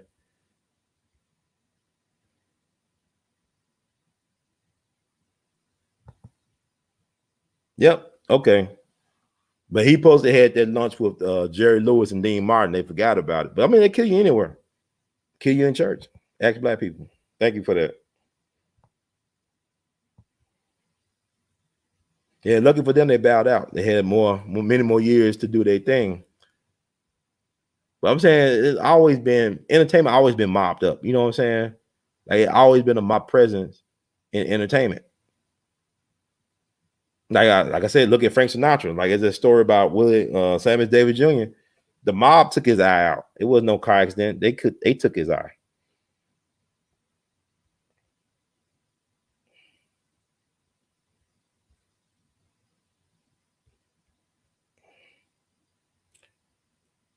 So I already saying the plants are still alive when you eat them. That's interesting. After you even put them like you steam them up or put them in the steamer or whatever, cook them, they still alive too when you eat them. Or if they are in a can and preserves, whatever, they still alive. I don't know. I'm just asking a question. That's interesting. But let me read this article. And my condolences to the family of Clarence Avant for the loss of his wife, Jacqueline. She was a great woman. What I saw from the documentary, she like, you know, what her daughter said, she was the umbrella, the person that really balanced her father out. So I don't know what happened. I just hope that the truth come out. But it sounds like a hit for whatever reason. You know, and they said it appears to be a security guard on video. I was like, what that mean? Is that the security guard or is that the hitman? And where is Mr. Clarence Avant? Is he missing? So I mean, it's just questions that need to be answered. So I think I covered just about everything I wanted to cover tonight. That's amazing. Let me see. Like I said, I'm not really paying too much attention per se to the chats. Let y'all handle y'all like you're having a conversation. That's pretty interesting, but I'm just trying to get through the bottom of this stuff and call it a night. Yeah, nobody really talking about Malika Shabazz. You know, it's unfortunate. Black media ain't really talking about. But I'm gonna do one more thing. Like I said, I'm not against anybody because you folks, y'all getting y'all emotions. Brother Ron said this about Farrakhan. I'm telling you what Farrakhan said about Farrakhan as it relates to Malcolm X. You understand? It's not what Brother Ron said. This is actual factual. But I have yet to see anybody ask the minister on record, where were you at when Malcolm got killed? Exactly. But where were you at when you heard the news?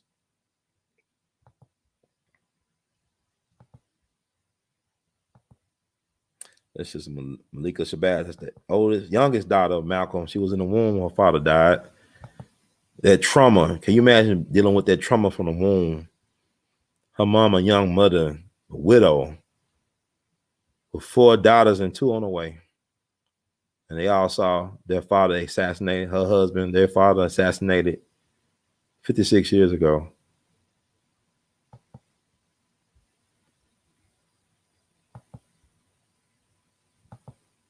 So we're going to, let's see. I guess y'all can hear me, but I'm going to read an article from the Daily Mail about this death. Malcolm X's 56-year-old daughter had been sick for some time with unspecified long-term illness before she was found dead at her Brooklyn apartment 4 days after 2 men were exonerated for her father's 1965 murder. Black civil rights leader Malcolm X's daughter, Malika Shabazz, had been sick for some time from an unspecified long-term illness before she was found dead at her Brooklyn home 4 days after 2 men were exonerated in her father's murder, police said Tuesday. That's a long sentence, ain't it? Malika, 56, was found by her daughter at her home in Midwood, Brooklyn at 4:40 p.m. on Monday. NYPD Commissioner Dermot Shea said Shabazz had been sick for some time. They keep on saying that. So they're trying to convince us she's been sick, or they're just trying to make sure they get their story in our head. Had been sick for some time. They keep on repeating that. And the medical examiner's office is talking to family to determine if the undisclosed illness had something to do with her death. Okay, and it said the medical examiner's office is talking to family. Ain't that their job to determine cause of death? How are families supposed to determine cause of death? Ain't it the job of the medical examiner to determine that? And why they keep on saying been sick for some time if they don't know what the cause of death is? And why they asking the family when they not the medical examiner? Y'all wake up, man. Boy, they really dumbing us down with this fluoride for this. If we can't put 2 to 2 together, if we don't still think that 2 plus 2 is 4. They really doing a job on us, boy. This is an idiocracy. We are investigating, and the cause of death is pending the final results of additional testing, but the death does not appear to be suspicious following initial review, the coroner office said in a statement. Really, this is retarded. I mean, this is unfortunate.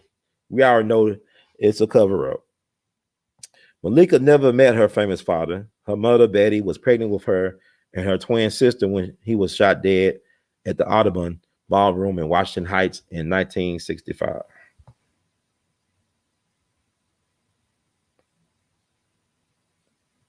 They showing her body like they did her father's body. Wow. They got pictures of her body being escorted out the premises.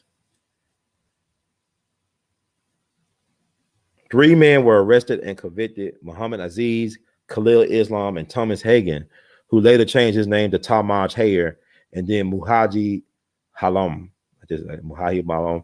And he lives in Brooklyn under a different name. I mean, he lives in Brooklyn peacefully with a family. That's the guy who actually was one of the shooters who said the other 2 guys didn't do it. All 3 spent decades in prison before being paroled.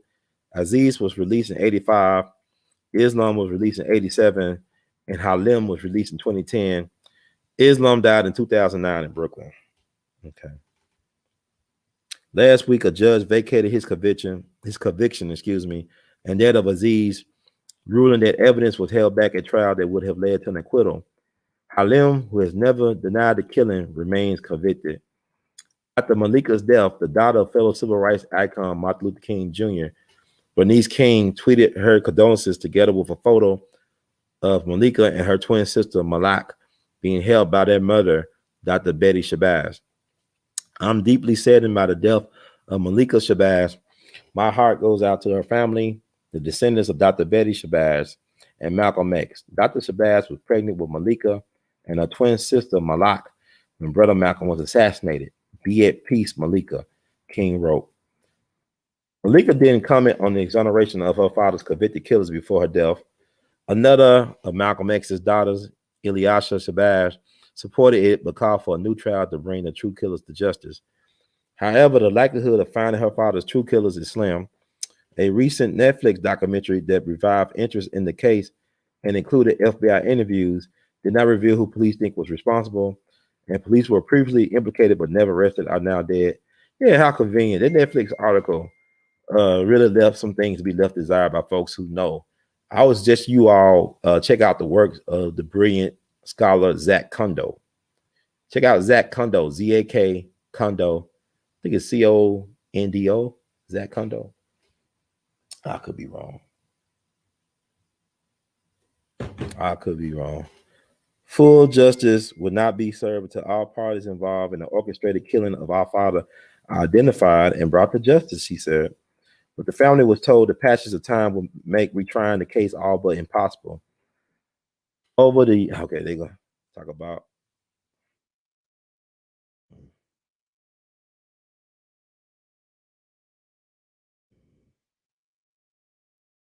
Okay. I'm just going to leave it at that. I ain't going to talk about they talking about her past and all this other stuff.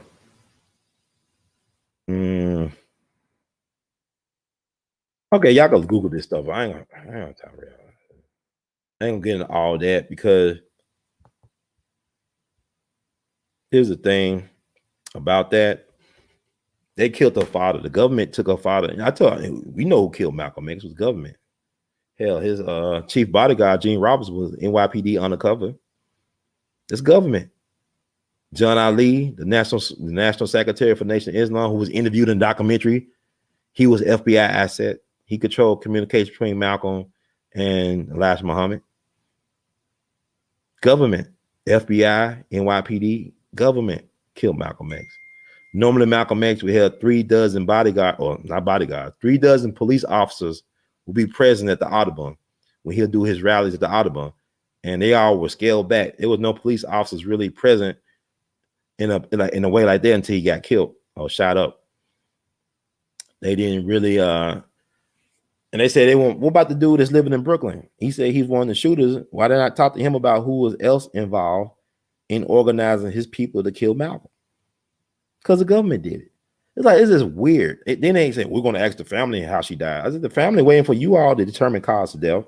Y'all say it don't look suspicious, but y'all don't know how she died. So how can you say it's not suspicious? We don't know how she actually died.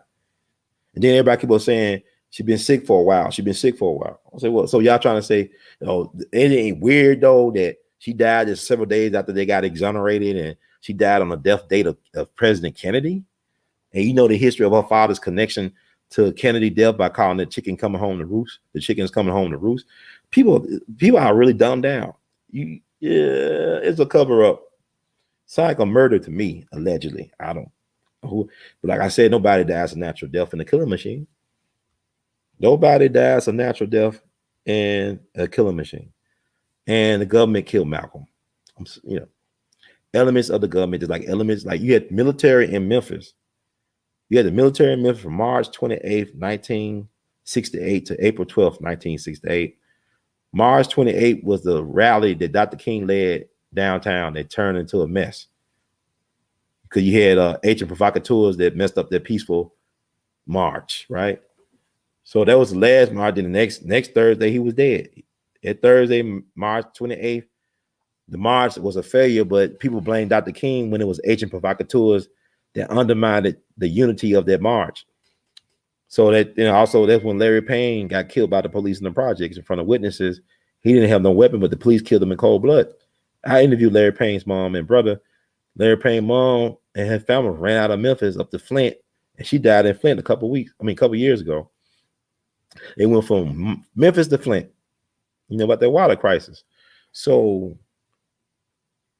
it's a lot of stuff, man. Like I said, we got to start studying. We don't really study nothing. Like I said, I make it easy for you. For the King thing, there's some things I may not agree with it on, but this is a good starting point. The Plot to Kill King by Dr. William Pepper.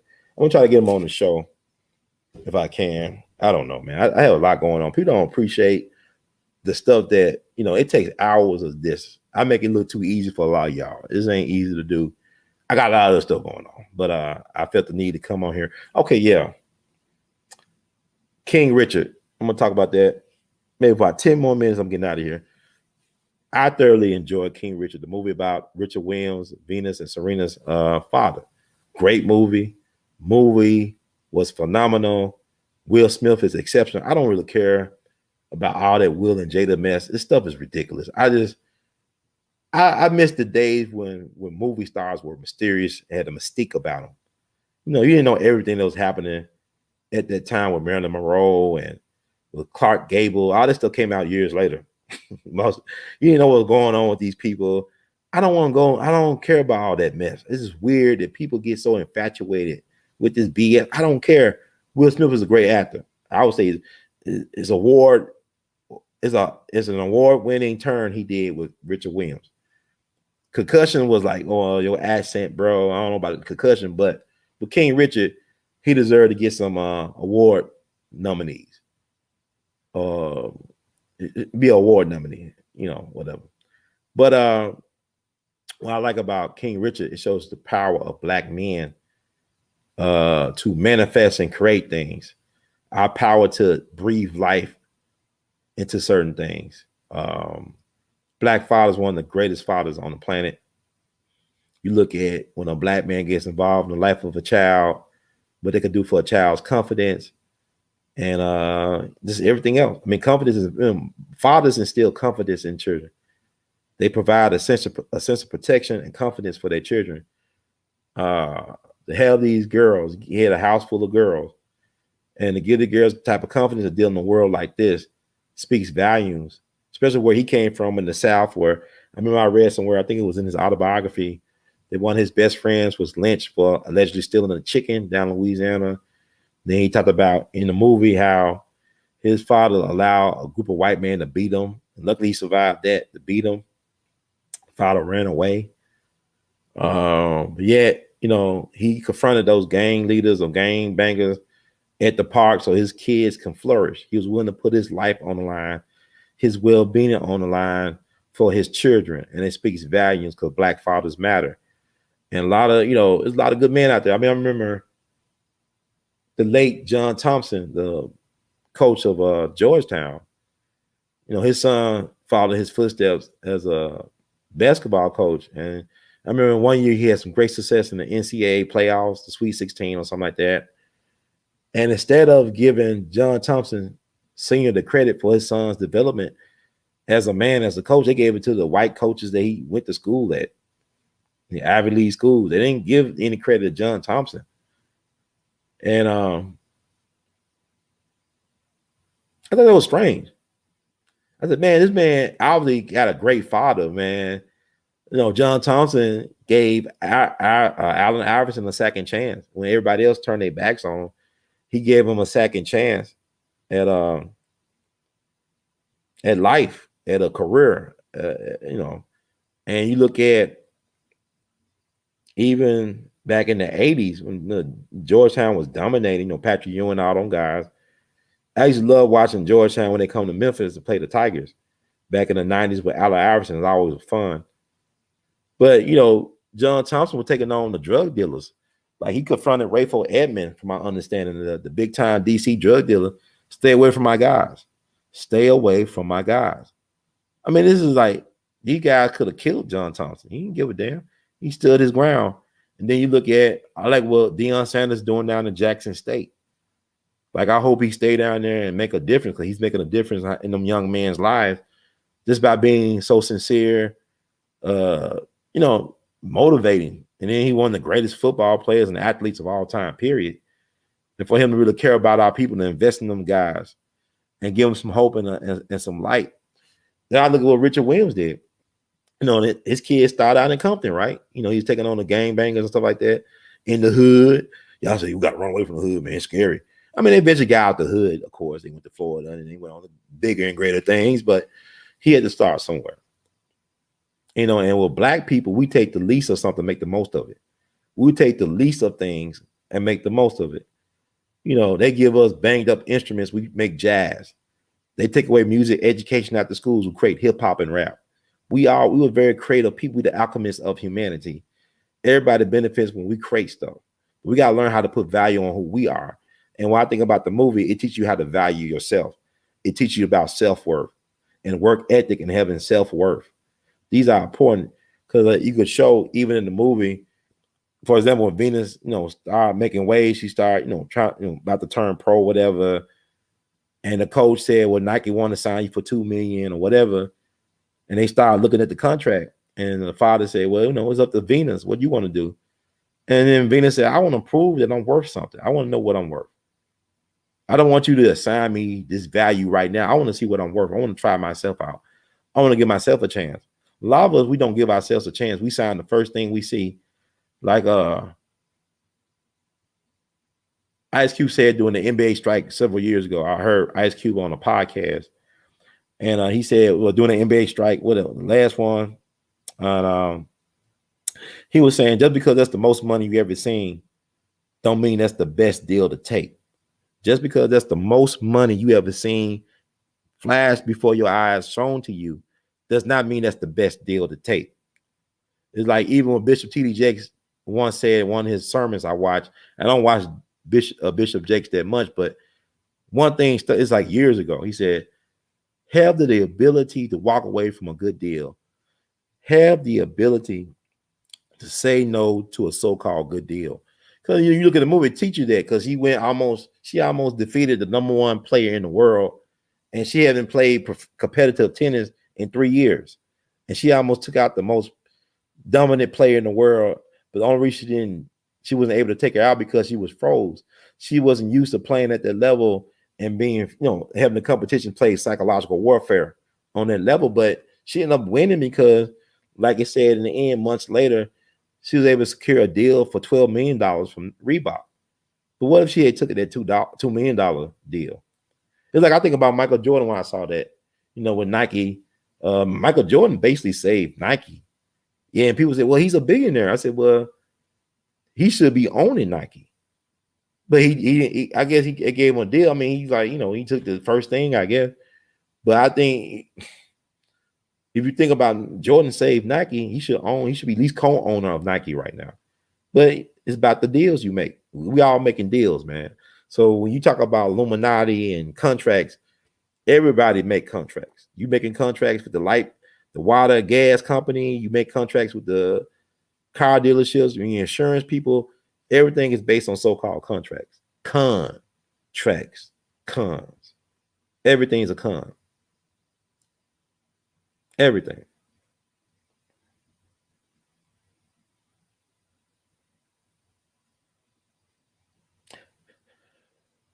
Well, I'm not bad mouthing the Nation of Islam. That's what I said. So. Hey, but it ain't about that. It's about, you know, just being honest. You know, call a spade a spade. You know, it's like it was a journalist that was killed in Oakland some years ago. Not even that long ago. It was a journalist. He was like an investigative journalist, a good brother, from my understanding. From my understanding, he was a good brother, a brother of the community. But he was killed allegedly by some members of an alleged bakery out in the Bay, out in Oakland. I'm trying to get it right. Chauncey Bailey. Look up Chauncey Bailey. He was an award-winning journalist. Allegedly had some beef with some people that were connected to your Black Muslim bakery. out in the bay, and he was killed. And they never solved the murder, from my understanding. And that happened back in 2007. Let me see. And it went out of business in 2007. Ain't that? Before his shooting death in August of 2000, it went out of business in August of 2007. The same, month he died. Before his shooting death in August 2007, editor Chauncey Bailey of the Oakland Post was working on a story about the finances of Your Black Muslim Bakery involving its pending bankruptcy. Ali Salim Bey was Bailey's source for the story, which the Post withheld on the belief that it was not yet ready for publication. According to Ali, Your Black Muslim Bakery had been seized from its rightful heirs in a coup through fraud and forgery by a younger branch of the family that included Antar Bey and Yusuf Bey IV. Ali revealed that in June 2005, John Bey, a former head of the Bay Security Service who had tried to expose the fraud behind the coup, fled Oakland with his family after an attempt on his life in a shooting outside his home. In 2005, Antar mortgaged the bakery property to cover back taxes and other debt, and then defaulted, which led to threat of foreclosure. On the morning of August 2nd, 2007, Bailey was murdered in downtown Oakland by Devondre Broussard. I guess they found out, okay, a 19-year-old Your Black Muslim Bakery handyman who was on probation for a San Francisco robbery conviction had found out where Bailey lived. At 7:25 a.m., Broussard spotted Bailey leaving a McDonald's restaurant where Bailey regularly stopped to eat breakfast, wearing a ski mask and dark clothing. He then got out a Park Ford Aerostar and approached Bailey with a Mossberg shotgun. Broussard's first blast hit Bailey in the chest, after which he stood over him and fired at his face execution style, and then fired a coup de grace to make sure he was dead. He then escaped in the van. Broussard admitted to police the next night that he then ambushed and killed Bailey. Oakland police investigators said that he confessed to the murder because he was angry over the past and ongoing articles written by Bailey about Your Black Muslim Bakery and his personnel. So they closed the thing down.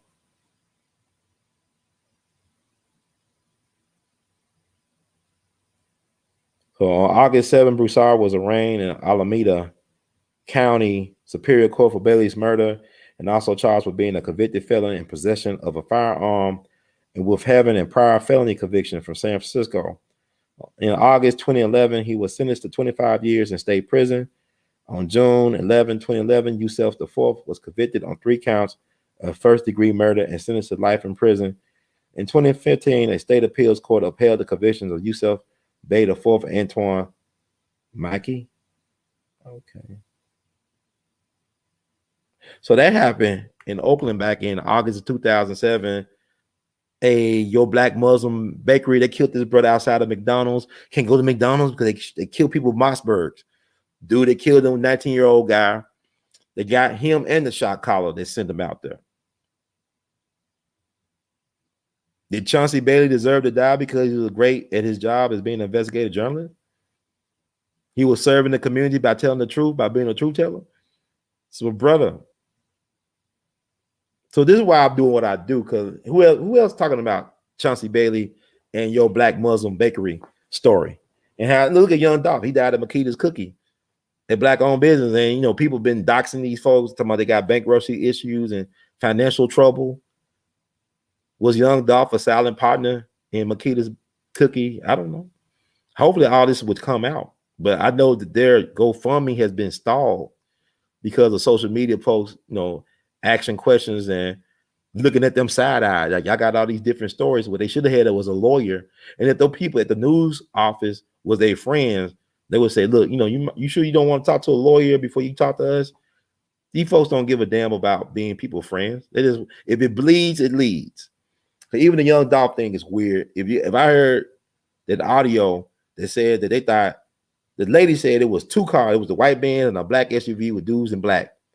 You look at the photo of them guys, because people say ain't no professional hit. It is a professional hit. You want to know why?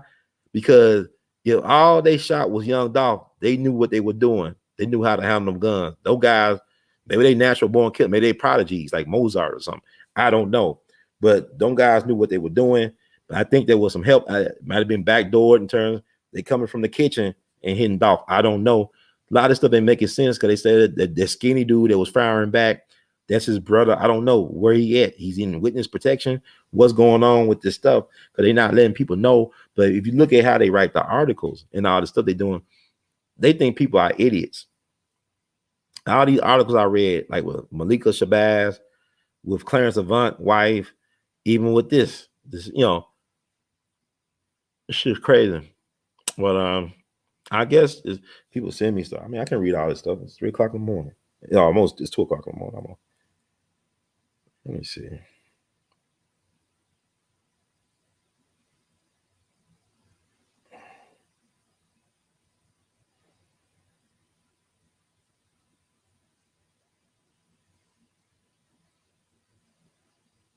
Yeah, but it's like brother Ari sent me some information between Airways, catch them all the way to the mound, the Krog Center to Binghamton. They rebuilding it, bro. My grandfather helped build that area in South Memphis. Maybe they did a Nipsey hustle. Like what I mean by Nipsey hustle, like Nipsey, the place where he owned was in the way of real estate development.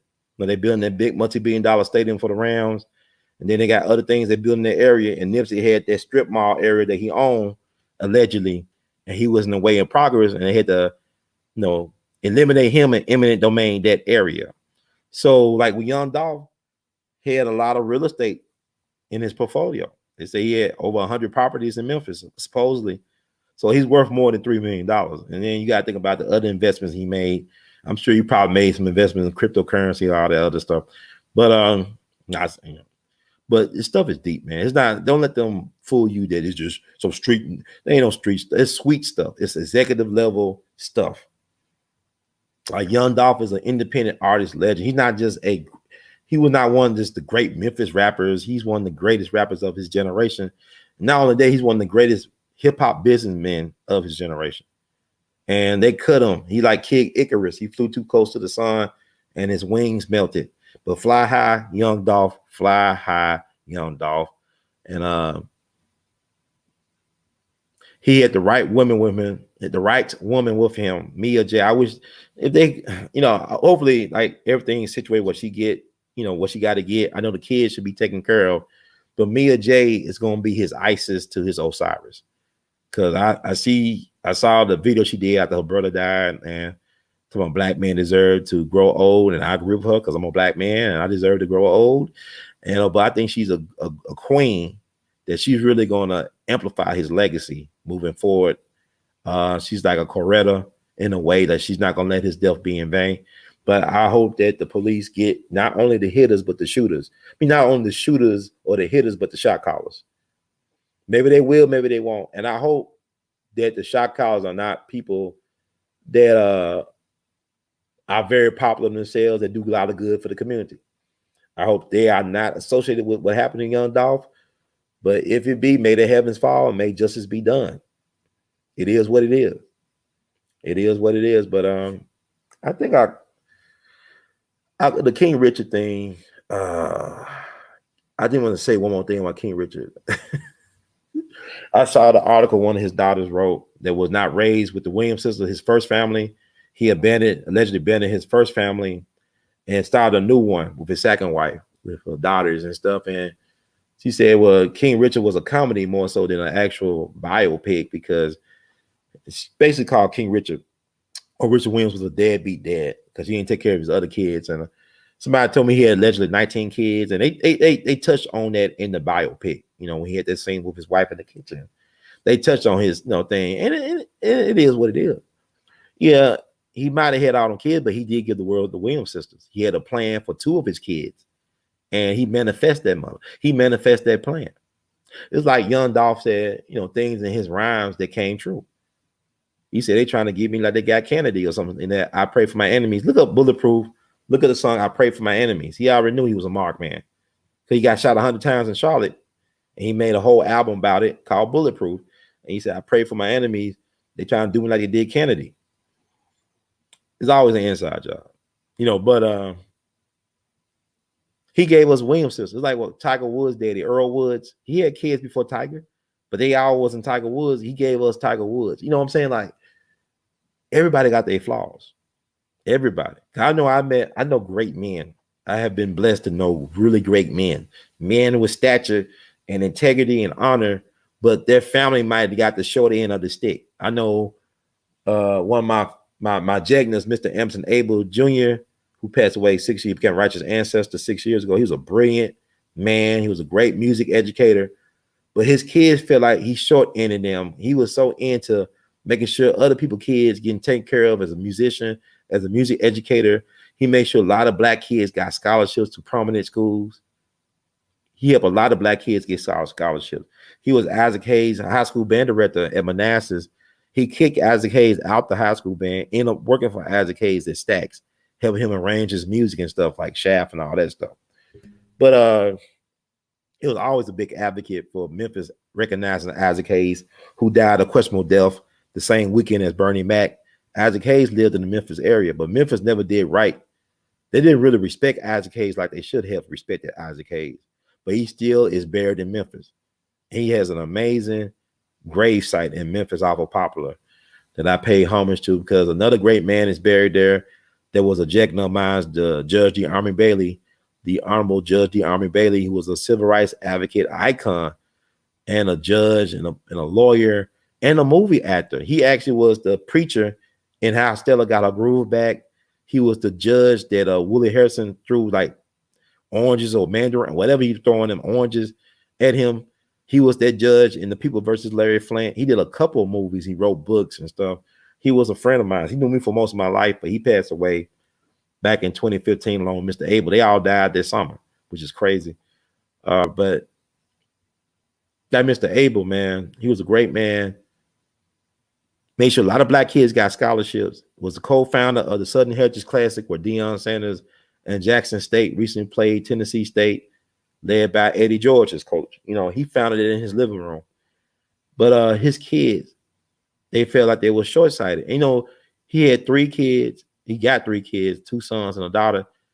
If you look at them, very well educated, all professional people. One's a medical doctor. One owns his own insurance company. The other one is a detective in the police department. But yet they feel like their father didn't really spend enough time with them like he should have, because he was helping everybody else. Kids, that's the price you pay when you that great. I'm sure that John Thompson's son felt like his father took away a lot of time from him helping other people's kids. But man, that's why black fathers matter, black men matter, black masculinity matters, because just what happened when you take away people like a Malcolm X at 39, like a young Dolph at 36, like a Nipsey at 33, or Dr. King at 39, a Fred Hampton at 21. We need black men to reach their prime. These guys were not in their prime, their masculinity when they were taken out of here. They were cut at the knees. I promise you, if you had like a Bunchy Carter, a Fred Hampton still around, they were able to reach some type of maturity. A lot of these cats wouldn't be out in the streets acting like feminine traits. They wouldn't be all emotional. See, when you see stuff like that happen to young Dolph or Nipsey, it's because these cats, they mamas raised them. They got too much feminine energy. They too emotional. They're not rational. They don't know how to calm down and be logical and weigh things out. Like Tupac even said, he needed a father because his mouth is like his mom, but he needed a father figure to pull him back and hold him back a little bit to toughen him. You know what I'm saying?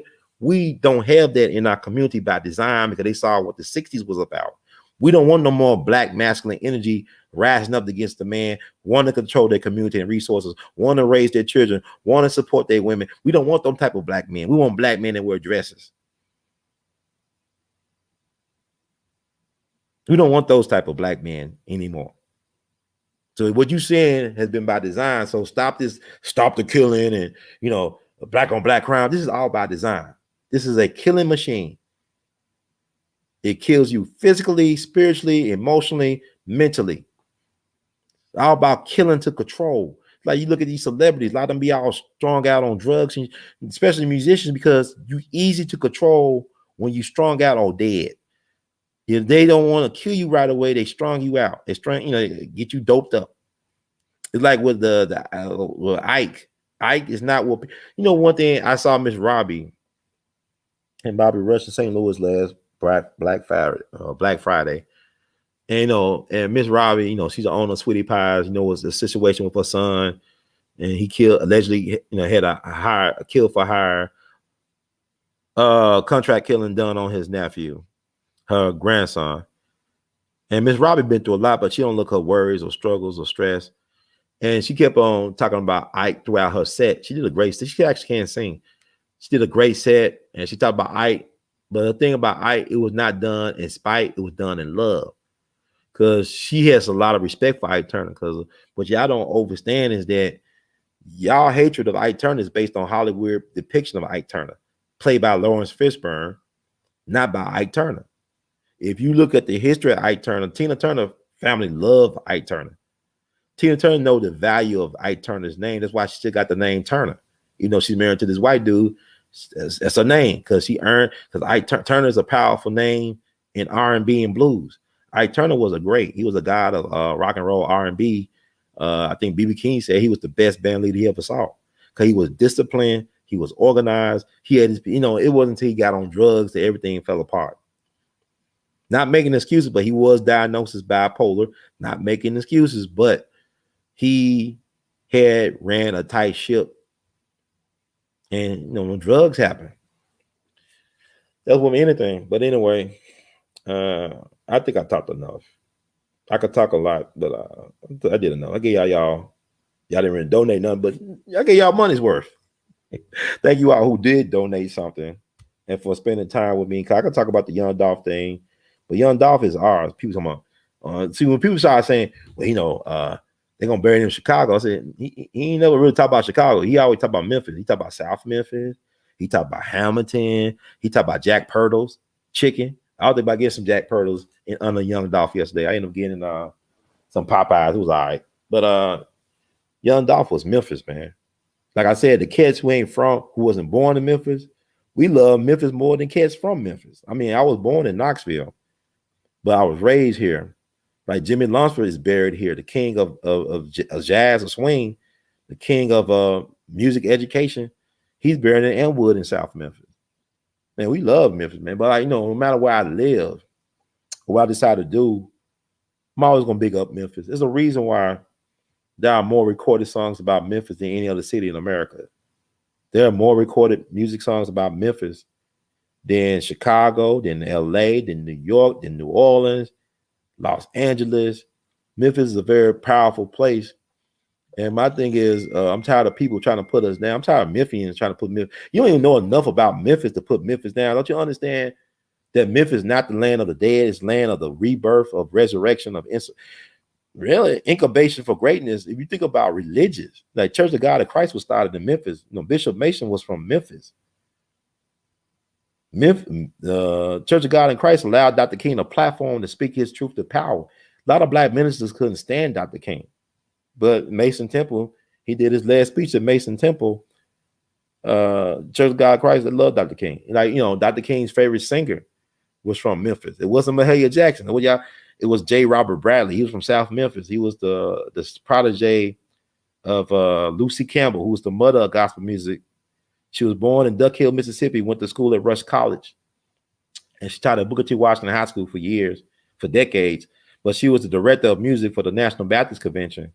And she was the Jegna for Mahalia Jackson and the opera star Marian Anderson. It's a black woman, little small black woman that used to teach at Booker T. Washington in South Memphis. And Booker T. Washington High School also produced Maurice White, the founder of Earth, Wind, and Fire. Y'all keep on trying to connect them to Chicago. Yeah, he got Chicago connected, but he was born and raised in Memphis. That's the founder of Earth, Wind, and Fire, Maurice White. I met him before, back in the early 2000s. He was a good guy. He wasn't stuck up or none. But he died in 2016. But no, I ain't gonna let people get away with slandering Memphis, man. Stop that. Even Memphians, y'all crazy. They think Memphis ain't great. I mean, the reason why you don't think it's great because you've been beaten down so much. It's a plantation town. They want to make people smart enough to throw boxes around at a damn factory. They don't want to give you no real education because real education is liberation. You ain't gonna find that in no school. You find it about learning about yourself, know thyself. Young Dolph knew himself. Know thyself. That's the foundation for all pursuits in education and excellence. Got to have a foundation to know thyself.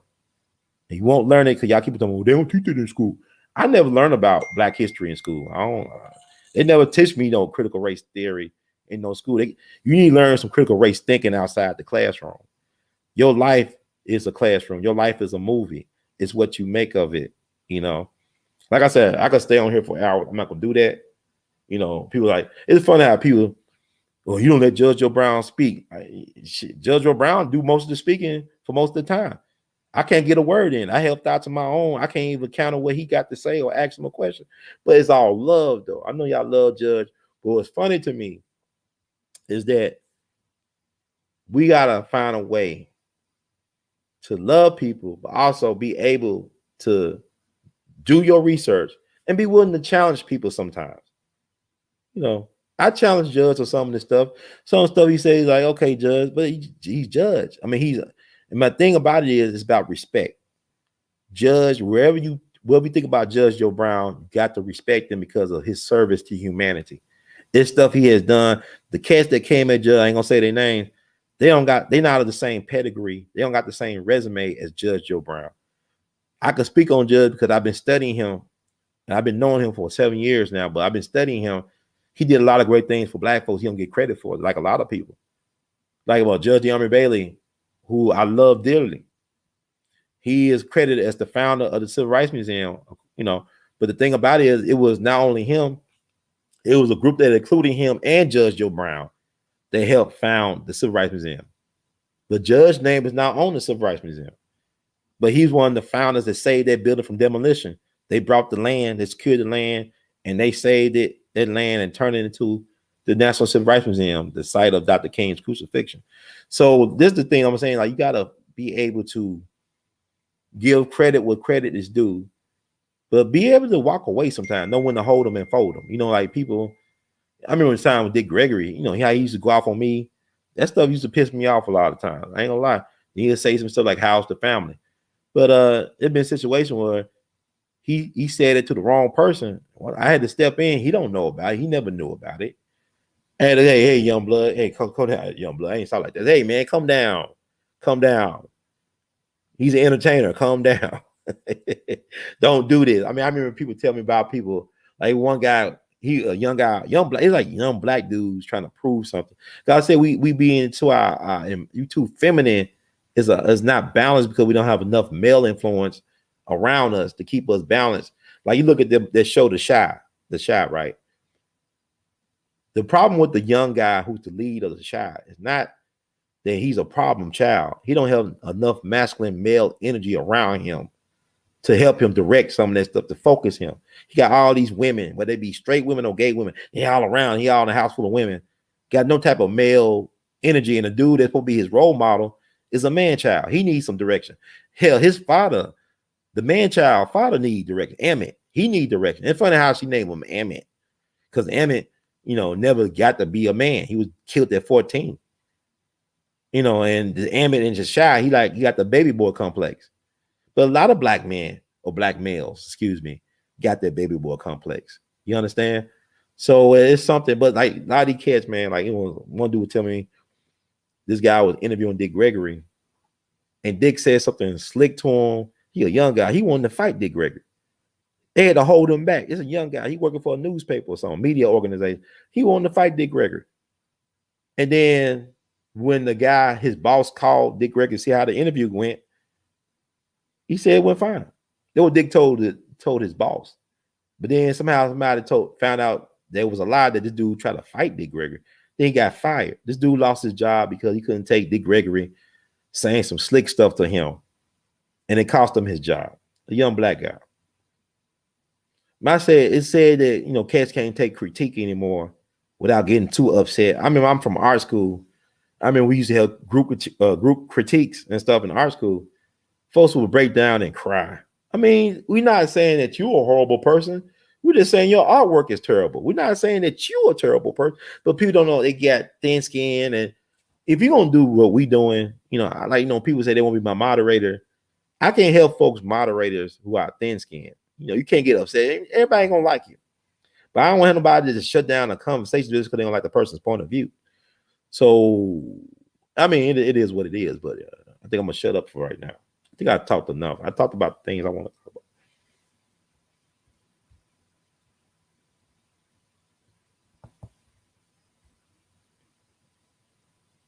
Yeah, ain't no such thing as the elders. I mean, I'm gonna tell you something.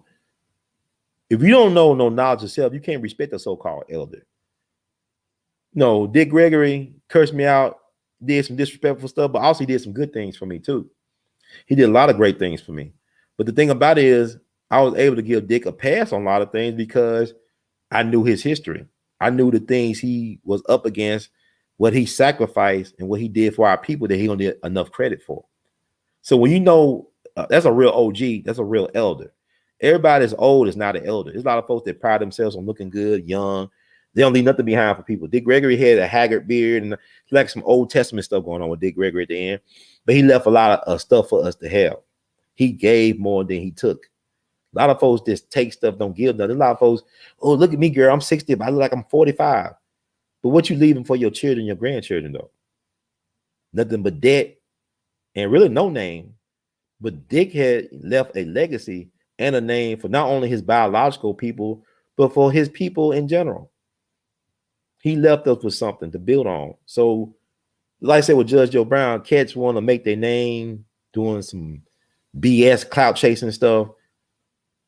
And Judge has done more in 10 years than he cats done in all their 40 years of living or 30 years of living.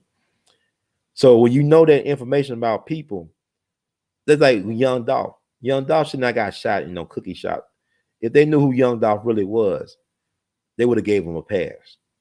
Just like Frank Sinatra kept on getting passed when the mob, some people in the mobs, I'm gonna kill Frank. No, don't kill Frank. No, don't kill him. But what y'all don't know, or y'all should know, that Frank Sinatra, mama did die in a horrible plane crash. I think she was on her way to a birthday party in Vegas. And her plane flew into a mountain. It was the same mountain I think that Dean Martin's son died in. He was a pilot, and I think his plane crashed into the same mountain, if not mistaken, that Frank Sinatra mama plane crashed into. So Frank had to have some losses. I'm not saying that it was, not an accident, but nobody's dies a natural death in show business. So it's a lot to those things.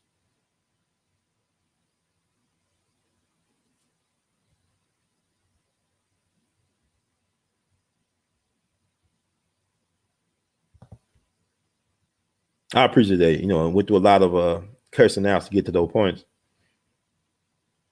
Yeah, it's not about agree to disagree, but you don't have to fight nobody. It's like it's some so-called elders that won't talk to me because of my political perspectives. They threw away years of good relationship because I don't think like them. And the reason why I don't think like them because they old and they still don't got what they should have had 50 or 60 years ago.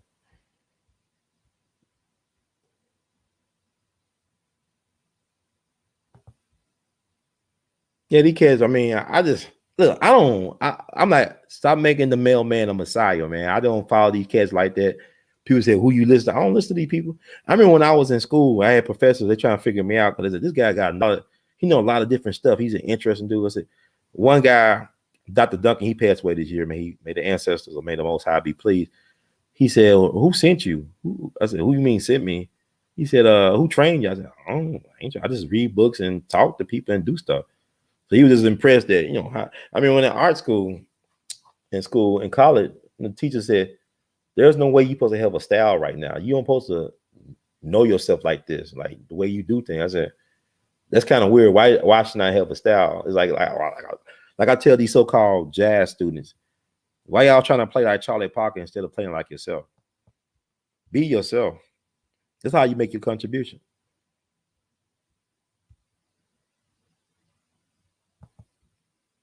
Likewise, brother. We love you madly.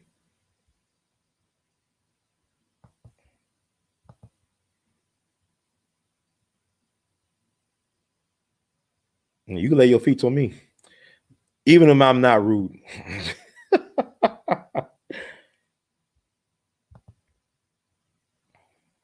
That's the problem. You know what I'm saying? That's why they know what they like. Young Dolph, like this is why his girl or his wife, his partner, Mia J said black men deserve to grow old. Because look at you, if you look at Young Dolph, Who gonna hurt the most about young Dolph being gone? It's gonna be his children, in particular his daughter.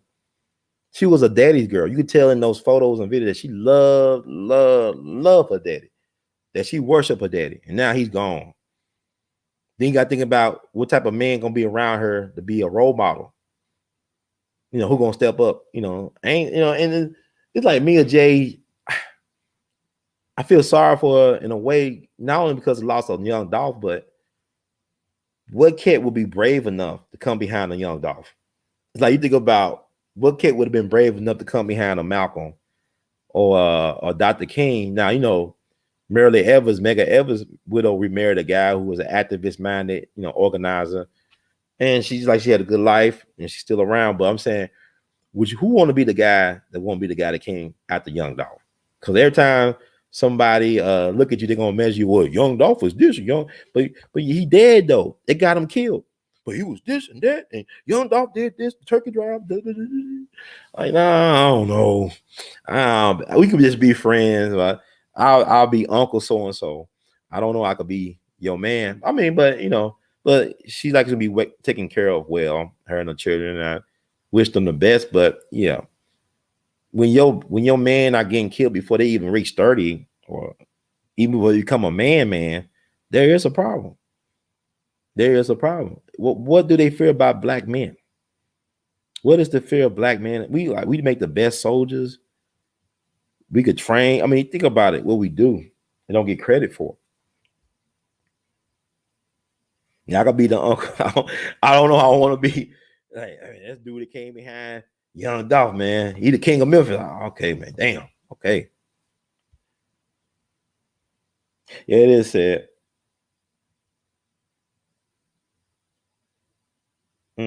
Well, okay. I guess we're through. I thank y'all for hanging out with me.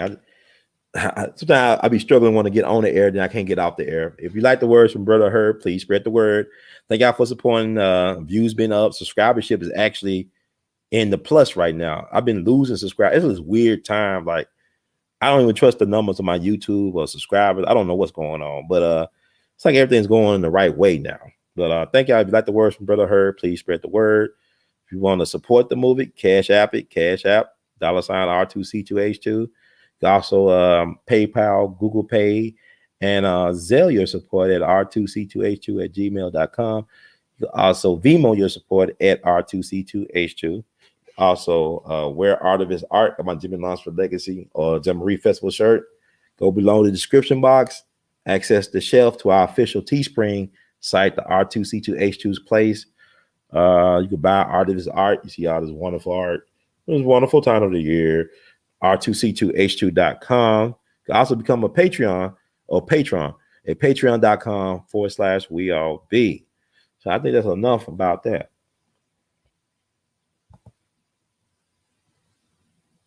Yes, it wasn't John. Yeah, we make the best. Best soldiers. Oh, yes. You got to understand that the Union was losing the Civil War until black soldiers enlisted. The Union Army was losing until Lincoln said we're gonna have some soldiers and black soldiers, some of the best soldiers, man.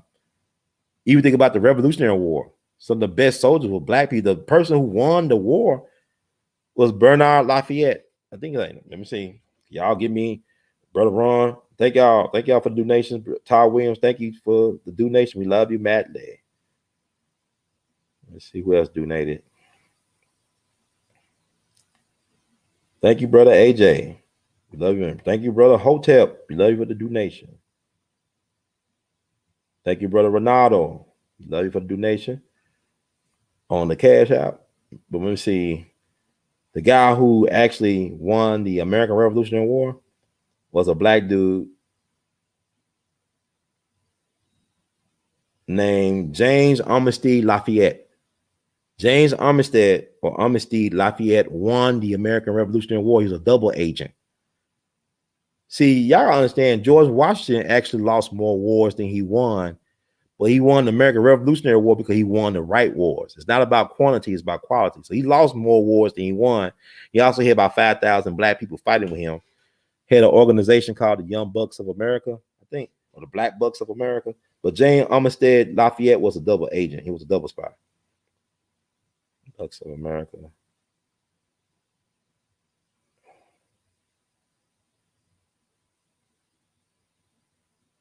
You had a black organization called the Bucks of America, not the Milwaukee Bucks of Milwaukee, but the Bucks of America. There was a black organization that fought in the Revolutionary War. Just look them up.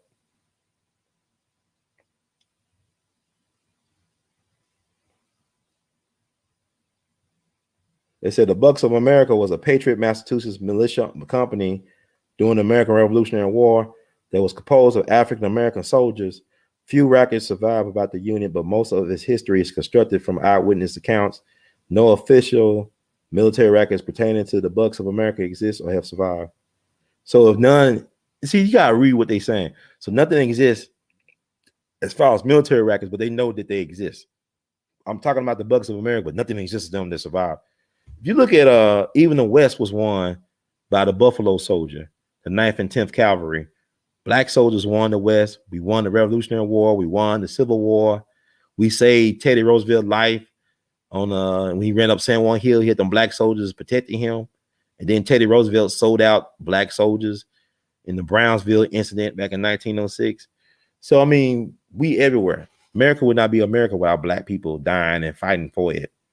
And then also you go to World War I. I talk about James Reese Europe, the Jazz lieutenant. He was the first black man to lead troops in the battle during World War I, but also his regiment was the 369th Regiment adopted by the French, which was really the National Guard 15th Regiment from New York. They were disowned by the American government and by the American Expeditionary Force led by Black Jack John Pershing. They were adopted by the French. They was the most decorated unit from America. They was on the fire longer than anybody else. 191 straight days. They never lost a ground to enemy fire. And they all earned the Croix de Guerre, or many of their officers and soldiers earned the Croix de Guerre, which is like the Medal of Honor in France. You had Sergeant Henry Johnson. He took on about 21 Germans by himself with just a Bowie knife. Just got his Medal of Honor posthumously during President Obama's tenure. I could go on and on and on about this stuff. And you got to think about with the Black Wall Street, the black people were winning because a lot of them black men that were fighting against the white folks were military guys. They were veterans from World War I. The reason why Black Wall Street got destroyed is when the black men turned themselves into so-called authorities. Just like when the People's Grocery in Memphis, when they got in a shootout with the white folks, they found out they killed or they thought they killed some white folks that were plainclothes police. They turned themselves in and they got lynched. Soon as the black men turned themselves in to the so-called National Guard or whatever, they destroyed Black Wall Street. You had black men sniping from the church tower and all this stuff. They said that white folks threw a whole bunch of white folks in the Arkansas River. The Arkansas River has quicksand. So to hide the number of white folks actually killed by the black people during the Black Wall Street massacre, they threw them in the Arkansas River, and the quicksand took a lot of them bodies to into the earth. So this is all documented through books and eyewitness testimony and stuff like that.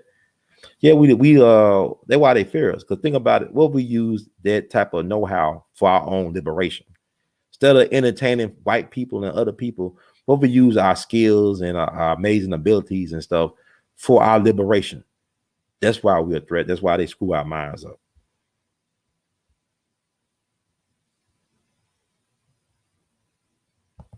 Yeah, you can look all this up. You don't have to believe a black man. I'm just saying.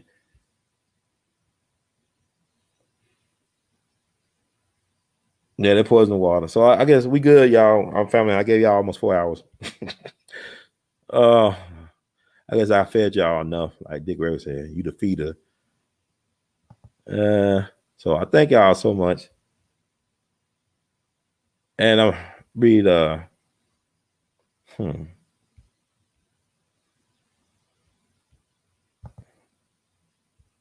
Thank y'all so much. I'm just read a disclaimer. No, this brother wrong with disclaimer. Disclaimer: the views expressed by hosts and guests on the WeAllBe TV platform are not the official views, opinions, beliefs, or perspectives of WeAllBe News or the WeAllBe Group, Inc.